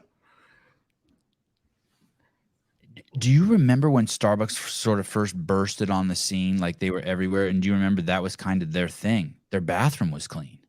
Yeah. It was kind of like unprecedented because everyone was so used to like a fucking Taco Bell bathroom. Yeah. They're not clean anymore, really. The Starbucks has let that slip. You can find some that are dirty. We know what happened to Starbucks. Go woke, go broke. Yep. It's like Judy Reed. It's like with kids, you don't give them all these options. They don't know what they want half the time. That's correct. Oh, look at this shit. Daniel Garrity. I ran into Greg at a Starbucks during the Ultimate Hawaii Trail Run.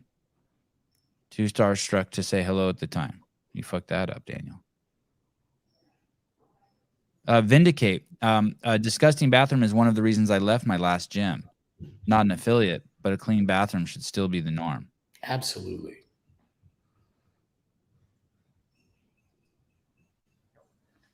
How's your have you been out on your new boat? Yesterday. First time? Yeah, Awestruck? it's just super cool. And now, by the way, I'm talking about the Manitou. We haven't dropped the Standcraft yet, but I think that's happening today. They're still building the dock, and so we're a little bit in the way. The dock's not quite completed. There's some finishing touches that are important. Some cleats need to be moved and some bumper material installed on the interior of the slip, but it's coming along. What is the material? So you have a dock and then you pull a boat next to it and then you just jump out and then you We just have tie it? slips. We have slips. And Where you pull like a parking space where you get out on either got a side. left and right. You got to go right up into the middle. And then what's around there if your boat bumps into it? What is it? Tires or? It's a rubber material. Is it nice? Are you like looking at it? On your boat. You do everything you can to make sure that doesn't happen. But it's like bouncing around in there anyway, right? Because it's a lake. Like It a boat does. drives by and your boat bounces around a little bit. Yep. And so you have these big inflatable fenders, big rubber tubes. The ones we have are 8 inches by about 20, 8 inches in circumference, 20 inches long, and they tie to the dock or on the edge of the boat. So. And what's this Manitou for? Is it like you sit and drink and eat, or you ski behind it? It's a tritoon boat, just all the kids, tow shit, great visibility. It's fun. God. I'll give you pictures for next time we'll share. But the boat's a blast. Natalie Bates, good morning, guys. Love these chats. Oh, sure. Now you take the boat out. Oh, she's in Washington too, right? Yeah, she was just here. She just left yesterday. She and Jared just were out visiting. Oh, that's why she said, oh, yeah, now you take the boat out. Oh, that's awesome. Are you liking the boat thing? Come back, Natalie. We'll take the boat out. Are you liking the boat thing? Is this your first like boating lifestyle? Yeah, second year. And last summer was kind of an emergency, right? We got a house on the lake and I got a dock and I need a boat. And it was COVID tight. You know, it was hard to find boats. It was hard to find jet skis. 3 or 4 people calling around the country. And so the dust is settled now and we've got stuff coming in that we've been trying to get for a long while. And in the town you live in, when you go grocery shopping, you get in a boat and then you go to a Rayleigh's that has a parking lot for boats? I can get to everything quicker by boat than I can by car. Does your grocery store have slips for boats? I'm sorry? Does your grocery store have slips for boats? No, but you can walk from where you can dock. But restaurants, everything's water available. You know, pizza delivered by jet ski. So let's say you wanted to go to a coffee shop and sit down with your computer and chill or read a book or something. Would you go by car or boat? You could do either one. Is one faster? As we get increasingly comfortable with the boats, yeah, it's going to probably be boating more and more. It's closer. A lot quicker. God, what a trippy life. I can't even get my head wrapped around that. Like there's a bar across the lake from here that you can get to from by jet ski, and you could probably be sitting at the bar in 5 minutes. I don't think you could drive there in 40. God, I want to be there. I know you couldn't.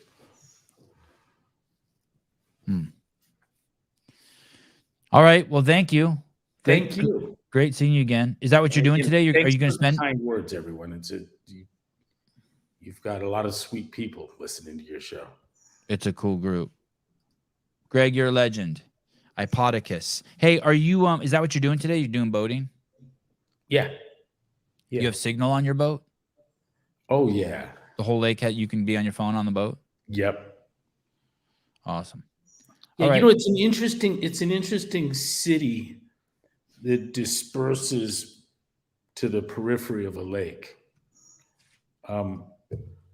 We have friends that come over by boat that I wouldn't know how to, and I've been to their house, but I wouldn't know how to get there by car. Oh, wow. I wouldn't even know how to start. How would you ever drive there? I don't know. Is it crowded there? I'm sorry? Is it crowded there in Coeur d'Alene? Not at all. I shouldn't be speaking it up. I don't, you know. So it's a super popular spot, but just people just still haven't found. It's Sevi, if any one of those times you and I drove over 90 and I looked over to the right over my shoulder and saw, you know, when I saw the town, if I'd gotten off, you and Dave and all the rest of you'd be living here now. Oh, wow. I would have taken CrossFit there instantly. With one visit. Uh-huh. So it's like they just get off the interstate and they didn't. Coeur d'Alene is a city in northwest Idaho. It's known for water sports on Lake Coeur d'Alene, plus trails in the Canfield Mountains. Nicest people in the world. You pull out, you're trying to get out of the Costco or the Home Depot, and the people on the state highway will slow down to let cars out of the Costco. What's the age demographic? Is it like Naples? Cool. Is it all gray haired? No. It's a mix? It's a robust population. There's 3 colleges. Where are you on this lake? Like, are you on this side? I'm at Stevens Point. So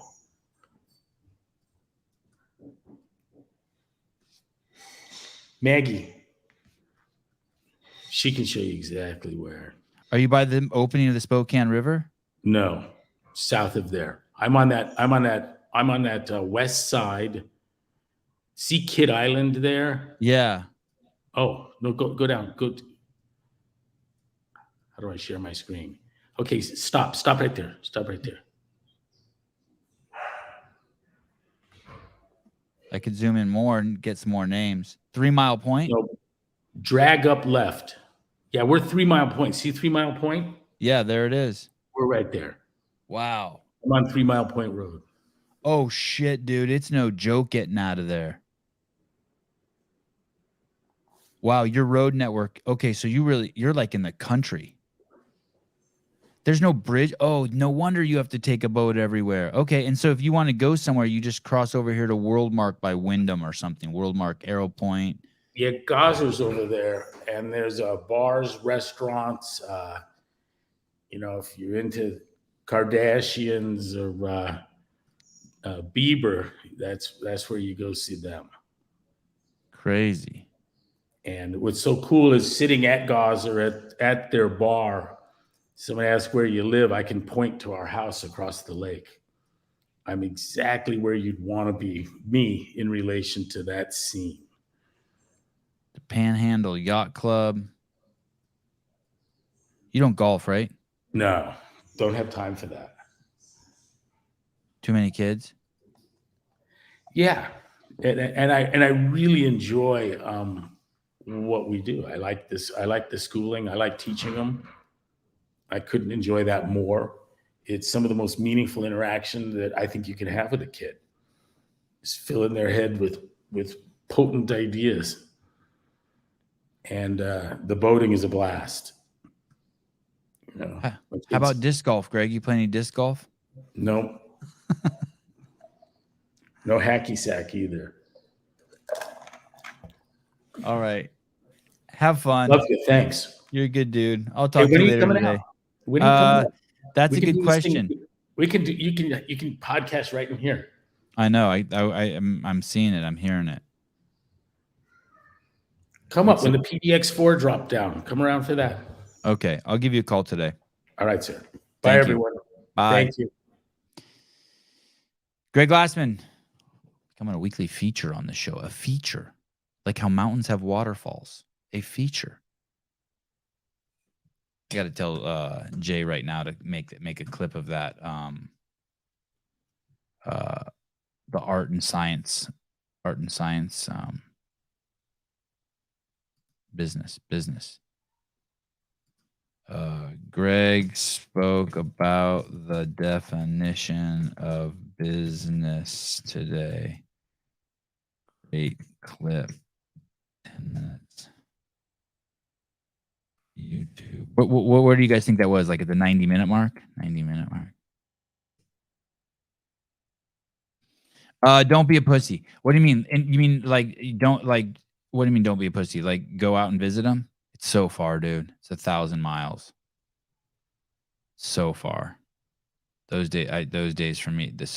I would need a 2-week window to do that. Roxanne, wonderful. The Glassman shows are some of the best. He's great, isn't he? Hey, listen, I interrupted Colton yesterday less than I interrupted Greg today. How about that, fuck nuts? You fucking ding-dongs. You fucking idiots that are say shit like he spends 50% of the time Googling on the show. Maybe 5%. You know, fuck off. Post games. Oh, after the games. The thing is, Christian, I think that there's a window there for Coeur d'Alene. It's a pretty tight window. So my dad's coming from Armenia for a month. Now you guys will know my whole schedule. My dad's coming from Armenia for a month. So that month I want to be around so I can see my dad as much as I can.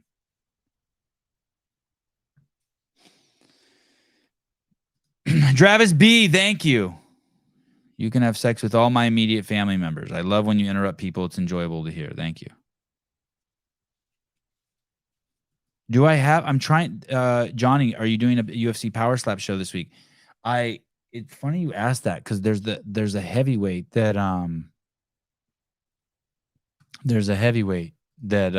we had on the line. He doesn't want to do a 7 a.m. show. I'll do it whenever he wants. He's actually, or super heavyweight. He's like a 400-pound dude. He's like the first one. He's a badass. I think he's undefeated. That's kind of hard for me to watch, to be honest with you, the Power Slap thing. Use his picture in the thumbnail. Let me see. I think I'm gonna call Taylor Self really quick. Let me see if I have his number. I don't know if he'll even answer. These fucking guys that coach for a living, they make the worst fucking friends. They're so fucking hard to get a hold of. Uh-oh. Is this phone not hooked up? Let's see. Shit, it's not hooked up. Hey, this is Taylor. Oh, of course he didn't answer. How about like if you were to complain about how often I have to reset my phone up, I'd understand. And that's fucking annoying. Maybe let me see if I'll call him twice in a row. Some of these guys have recents. Here we go.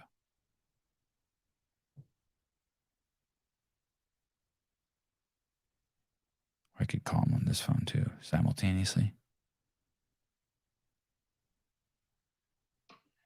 Hey. What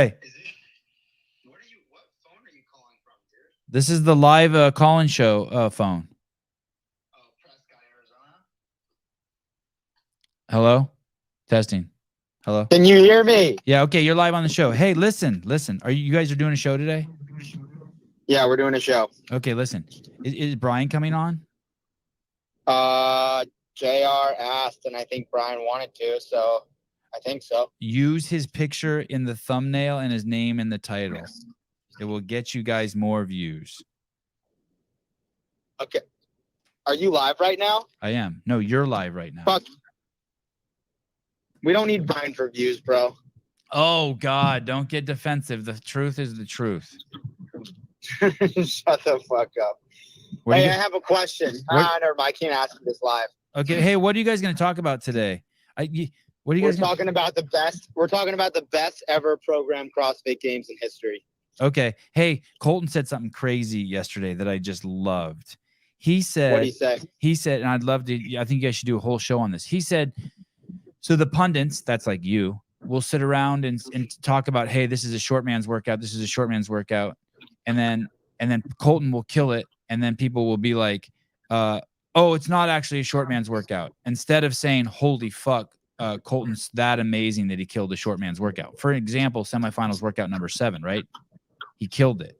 And the argument was, and I'm not saying that you said this, but the argument was is that he would shit the bed on the Echo bike and wouldn't be able to get his hands around the No. You're saying this incorrectly because I'm not understanding well. You're saying what Colton said was, oh, people will say this is a short man's workout, and then he'll kill it, and then people will say, oh, it's not a short man's workout. That's what you just said. I don't think Instead of saying, oh my God, it still is a short man's workout, but someone like Colton overcame it. Like, that's how good you're Colton talking is. about a tall man's workout. Fine.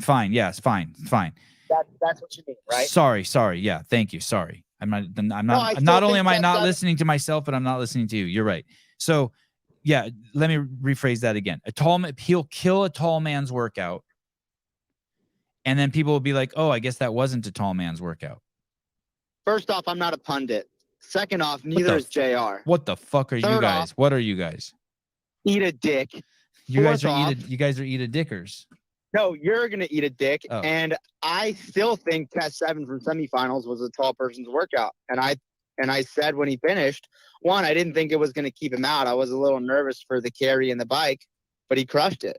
I gave him credit where credit was due. You said he overcame a tall man's workout. Yeah, for sure. A pundit is he does it all the time. A pundit is an expert in a particular subject or field who is frequently called on to give opinions about it to the public. It can also be spelled. Well, then let's just say this. I'm more of a Renaissance man than a pundit because I can do a lot rather than just give expertise on certain subjects that I know a lot on. Okay, I coach.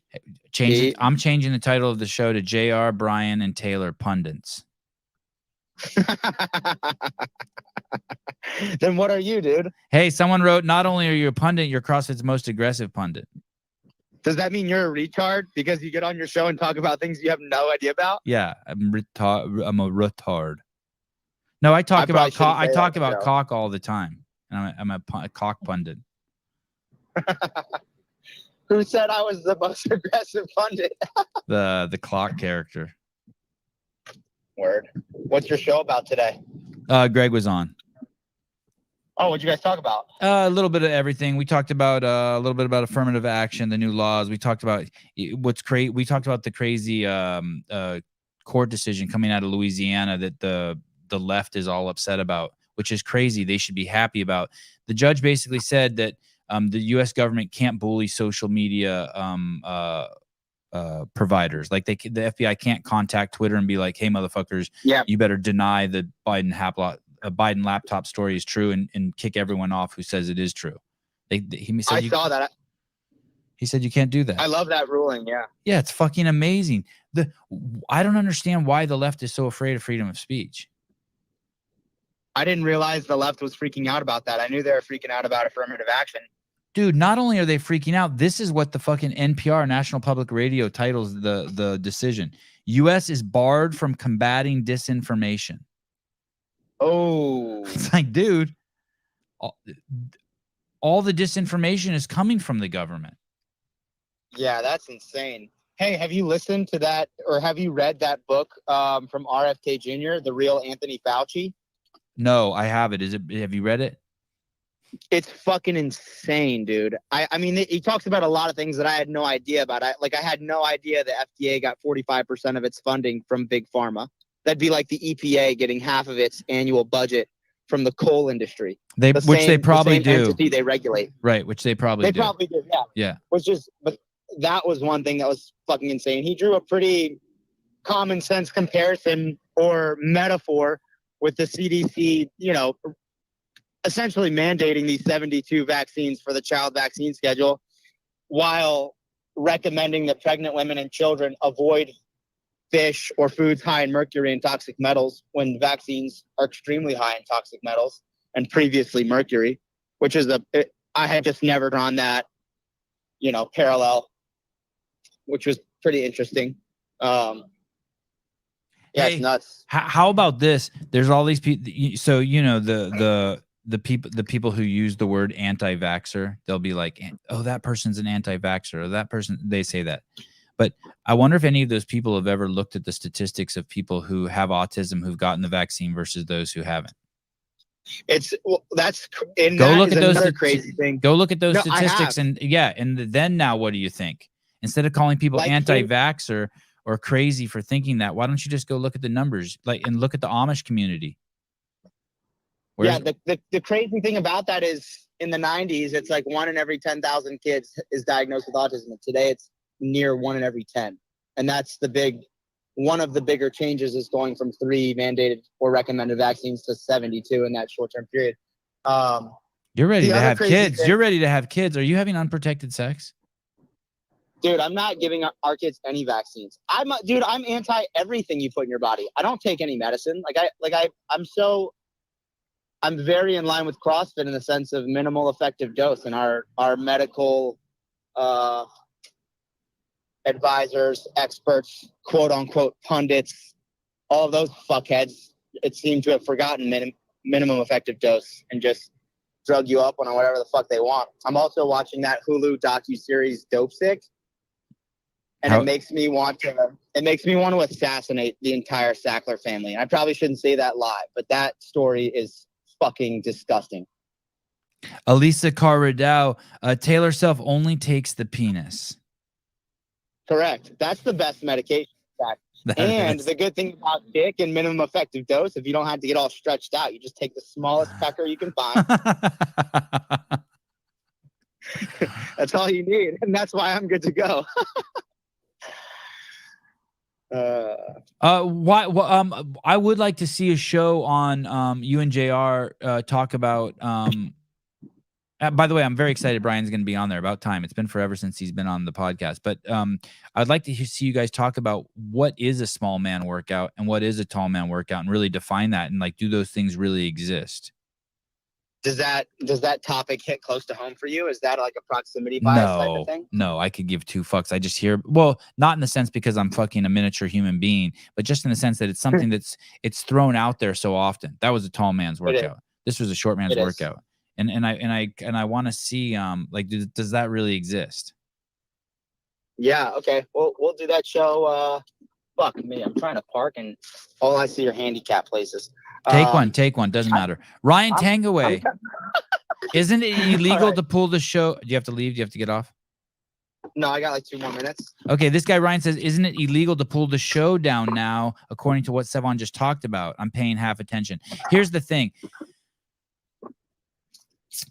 They can still pull the show down. They can't pull the show down because the government tells them to pull the show down now. But they could still pull the show down for their own rules, I believe. But also, the guidelines they were following were WHO, and that's not a government organization. But basically, what the U.S. government was doing is they were fucking going around. They had 60 people or 80 people at the FBI communicating with Twitter, telling them to pull down like something like 17,000 accounts. I mean, I had my Instagram account pulled down for that shit. Yeah, that's pretty crazy. I think it seems to me that it's pretty muddy, because can't these social media companies just adopt government policies or take under the table whatever bribes, which that's not outside the realm of realism, because that shit happens all the time. Of course they do. Yeah. I just don't see how much of a difference that ruling's going to make, aside from the fact that now it's in the spotlight and people are aware of it. I can't believe I got a hold of you. I thought you'd be coaching. You're like Hiller and Brian. You have your phone on, like, the first time someone calls you, it just pushes them straight to message. Sometimes. I'm going into PT now though, so I got to go. When will you be competing again? This is breaking news, people. I'm not sure. Things are going well. So are you losing a little bit of your heart to compete now that you really embrace the coaching role? No, not at all. Okay. I don't believe you. Bye. All right. Taylor Self and JR, I think they come on in 2 hours. Sounds like they got Brian Friend. I mean, they're going to get twice as many views with Brian. Are they out of their fucking mind?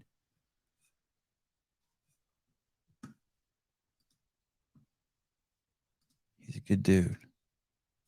Now what? Now what do you got to say? Oh, I think it's a Sackler. There's a docuseries on a family there that how they got so fucking wealthy pushing opium. Selling opium and the hoops they jumped through and how they got all the shit passed. Doesn't even matter anymore. I find it hard to just blame one family. Oh, this show hasn't been dinged yet. Maybe something's happened at YouTube also after yesterday's ruling. Yeah, I didn't interrupt Colton. Go back and watch it. And you know why I didn't interrupt him? Because our fucking connection was so fucking bad. It's okay to interrupt people. So it's a back and forth tussle. Help contextualize things. It's rude if you interrupt if you're just completely fucking changing the subject. And I know I'm guilty of that occasionally. What is this? What is this? What is this? This isn't a live. Oh, this is a live call-in show. Hi. What is it? Hey. Hey, Spawn. Hi, what's up? Nothing much. I don't know how much pull you have with CrossFit right now, but I am so tired of dating guys that don't do CrossFit. So I'm gonna need you to like pull some strings and do like a singles event at the game. I like it.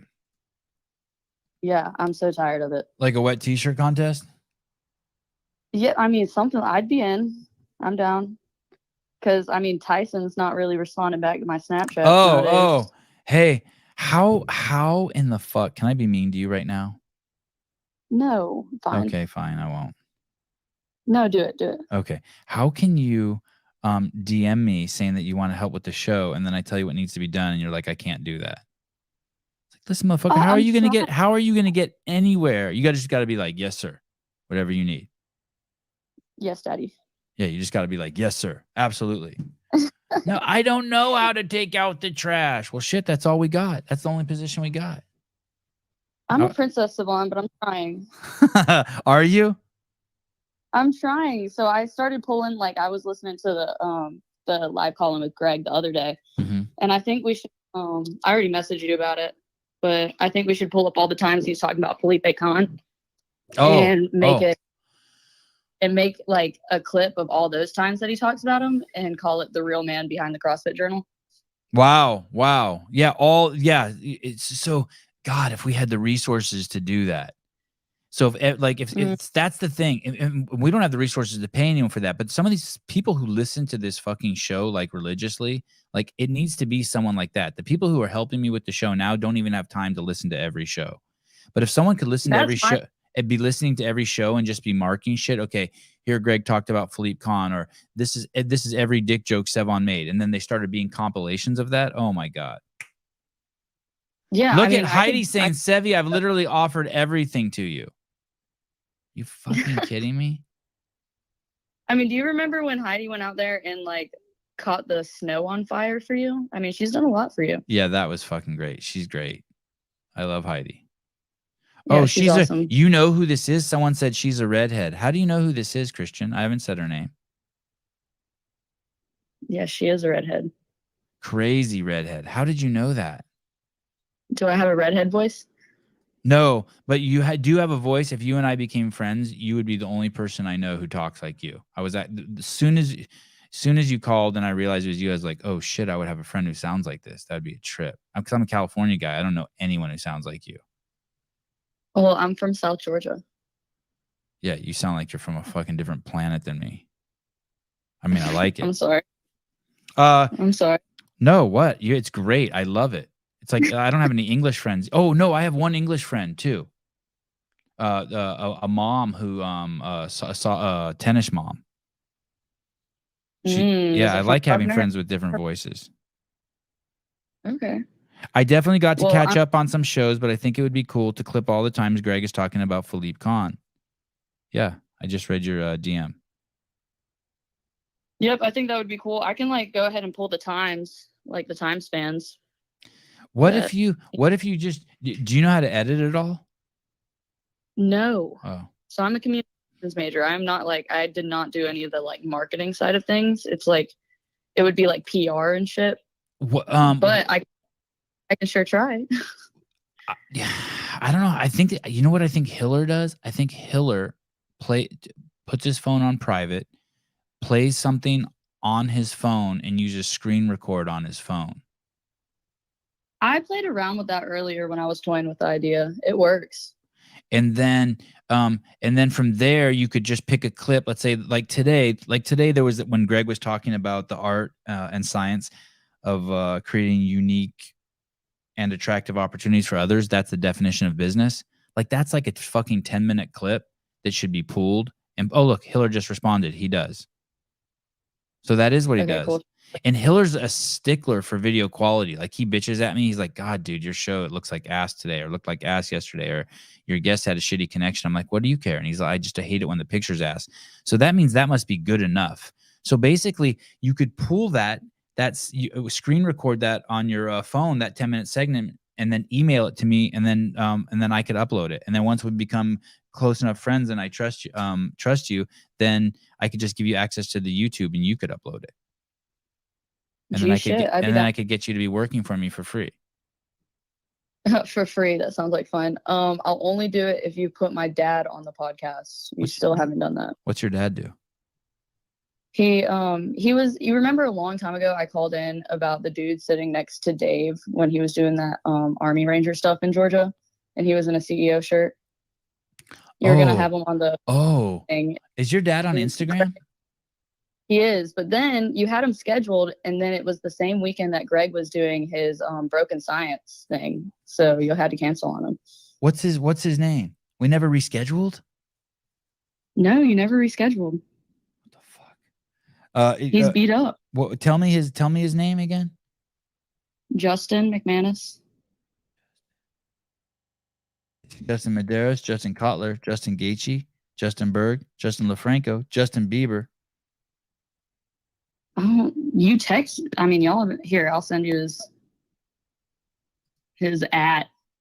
Can you just tell me what's his last name? McManus. It's Justin McManus 1. That's his Instagram. MC. Oh, I found him. Oh shit, I found him. That's your dad. Your dad looks so young. Yeah. Oh, I follow him.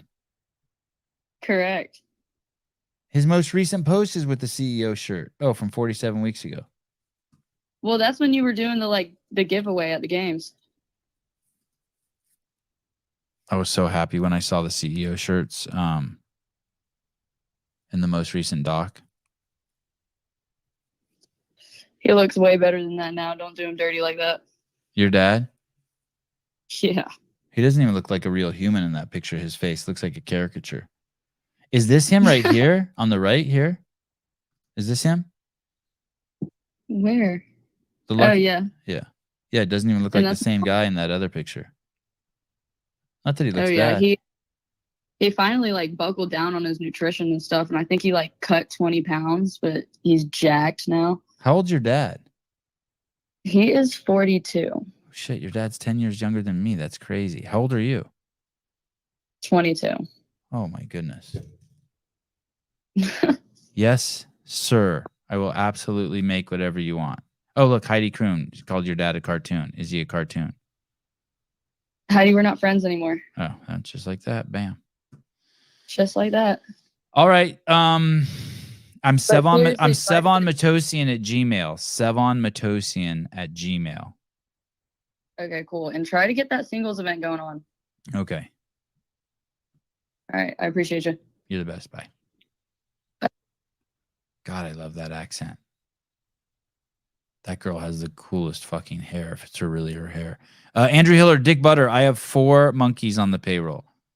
Someone asked me again, Andrew. Someone asked me again yesterday if you have editors. I know you're like, oh, you thought I was joking, but I'm not.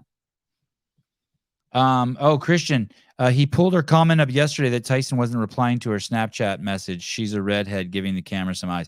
Yeah, wow. She is a redhead, and she is giving the camera some eyes. She's something else. It's a handful.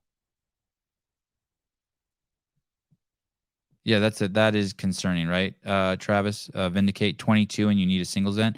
Oh, Travis, could we get a QR code like we have for California Peptides? Wouldn't it be cool if there's one that said CEO shirts, and I just popped it up there, and it was just up there all the time, and people could point their phone to it and get a shirt? I'm supposed to, my kids are doing jiu-jitsu right now in the house, and I'm supposed to go to the cleaners right now and get some shit hemmed. And then when I come back, go play tennis with them. And instead I'm on here fucking around with you guys. No, I don't. You really get crazy vibes from her? I didn't get crazy. I heard, no, I don't get crazy vibes from her. Oh, already emailed to you, boss. Awesome. And I know I owe you a W-9 or something like that too.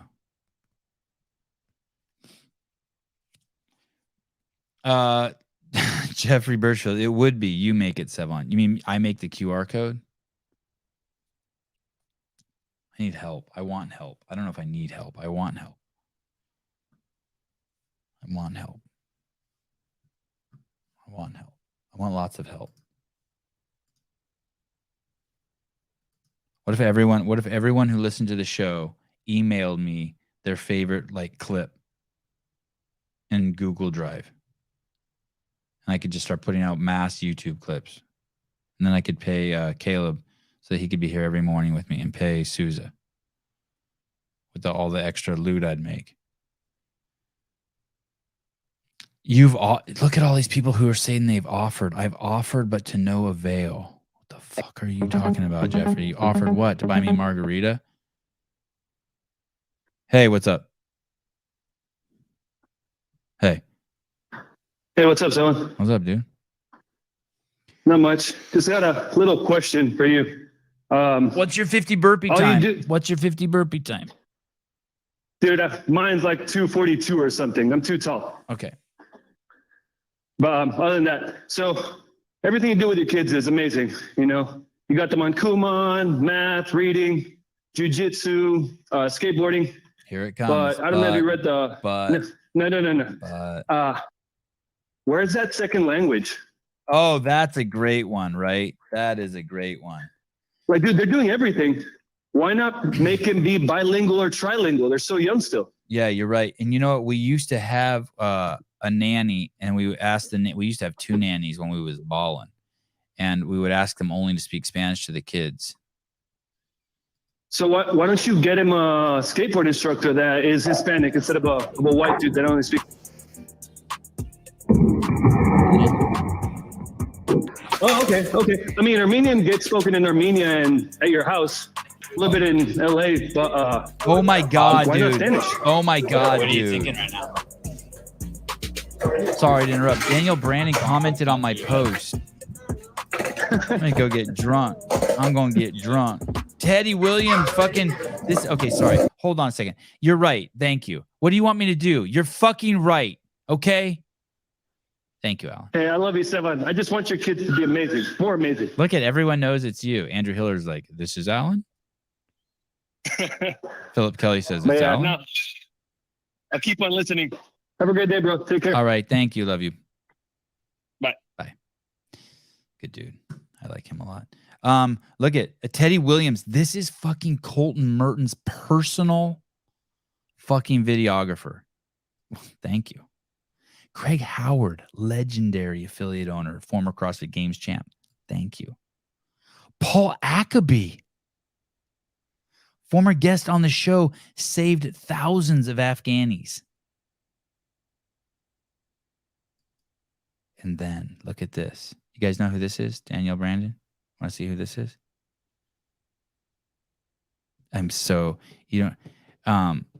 I told Susie yesterday how happy. Let's click on her. Do you guys? Let's watch. My son. Too slow, buddy. You're going too slow.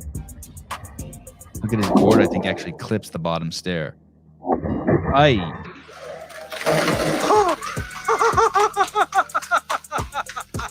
Ay, ay, ay. God, he's a little stud. Let me see. I'll show you this too. This happened yesterday. You guys will enjoy this. This happened yesterday in the old garage. If you don't follow Three Plane Brothers, you should. Okay, so this is a mat I got from Tumble Track, and they're bouncing over a bunch of extra Rogue mats I got that we use all the time. So what I had them do is I start and just have them jump over 1 and then 2 and then 3. And then eventually they jump over so many mats that you can't even see what's on the other side. Okay. So here we go.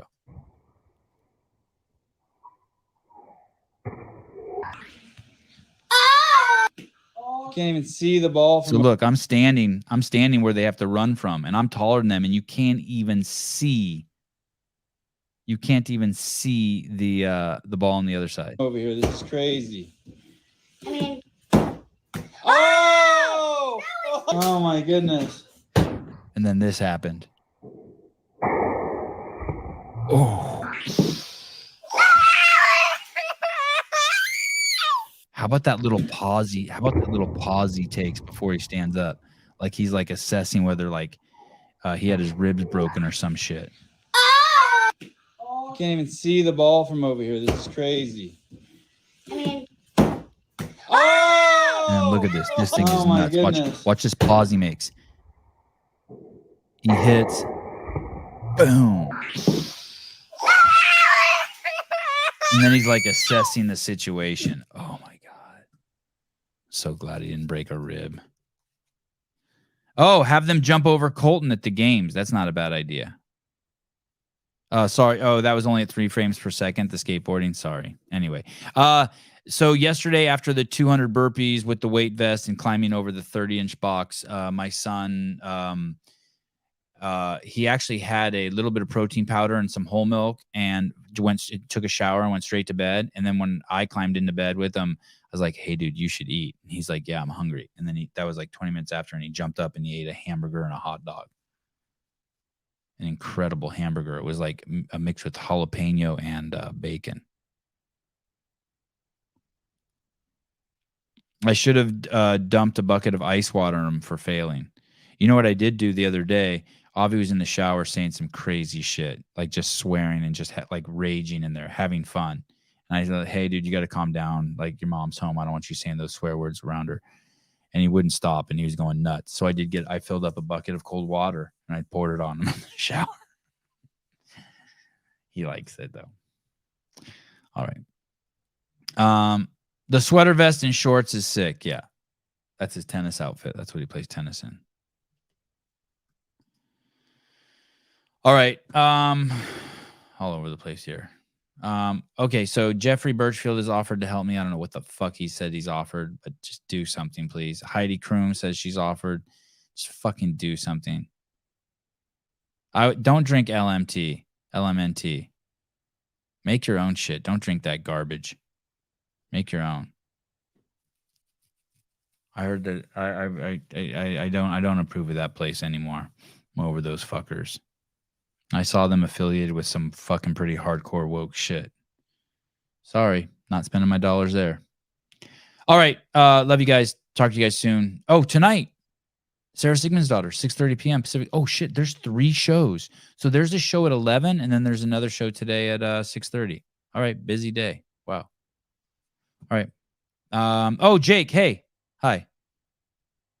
Did you comment up here earlier and I missed you?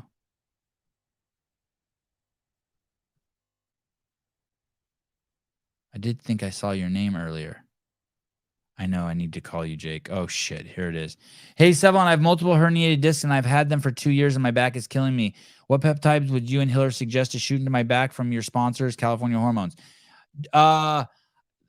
Jake, call me today, and I will put you, and maybe we'll get on a 3-way with me, you, and Hiller. I'm no doctor, but call me today, and call me today. Okay. And watch the there is a podcast with Huberman, Andrew Huberman. He's on the podcast with that comedian guy, and they talk about which one to do. But call me later on today, like in an hour if you're around. And I'm sorry for being such shitty in my response to you. Okay. Talk to you soon. Bye-bye.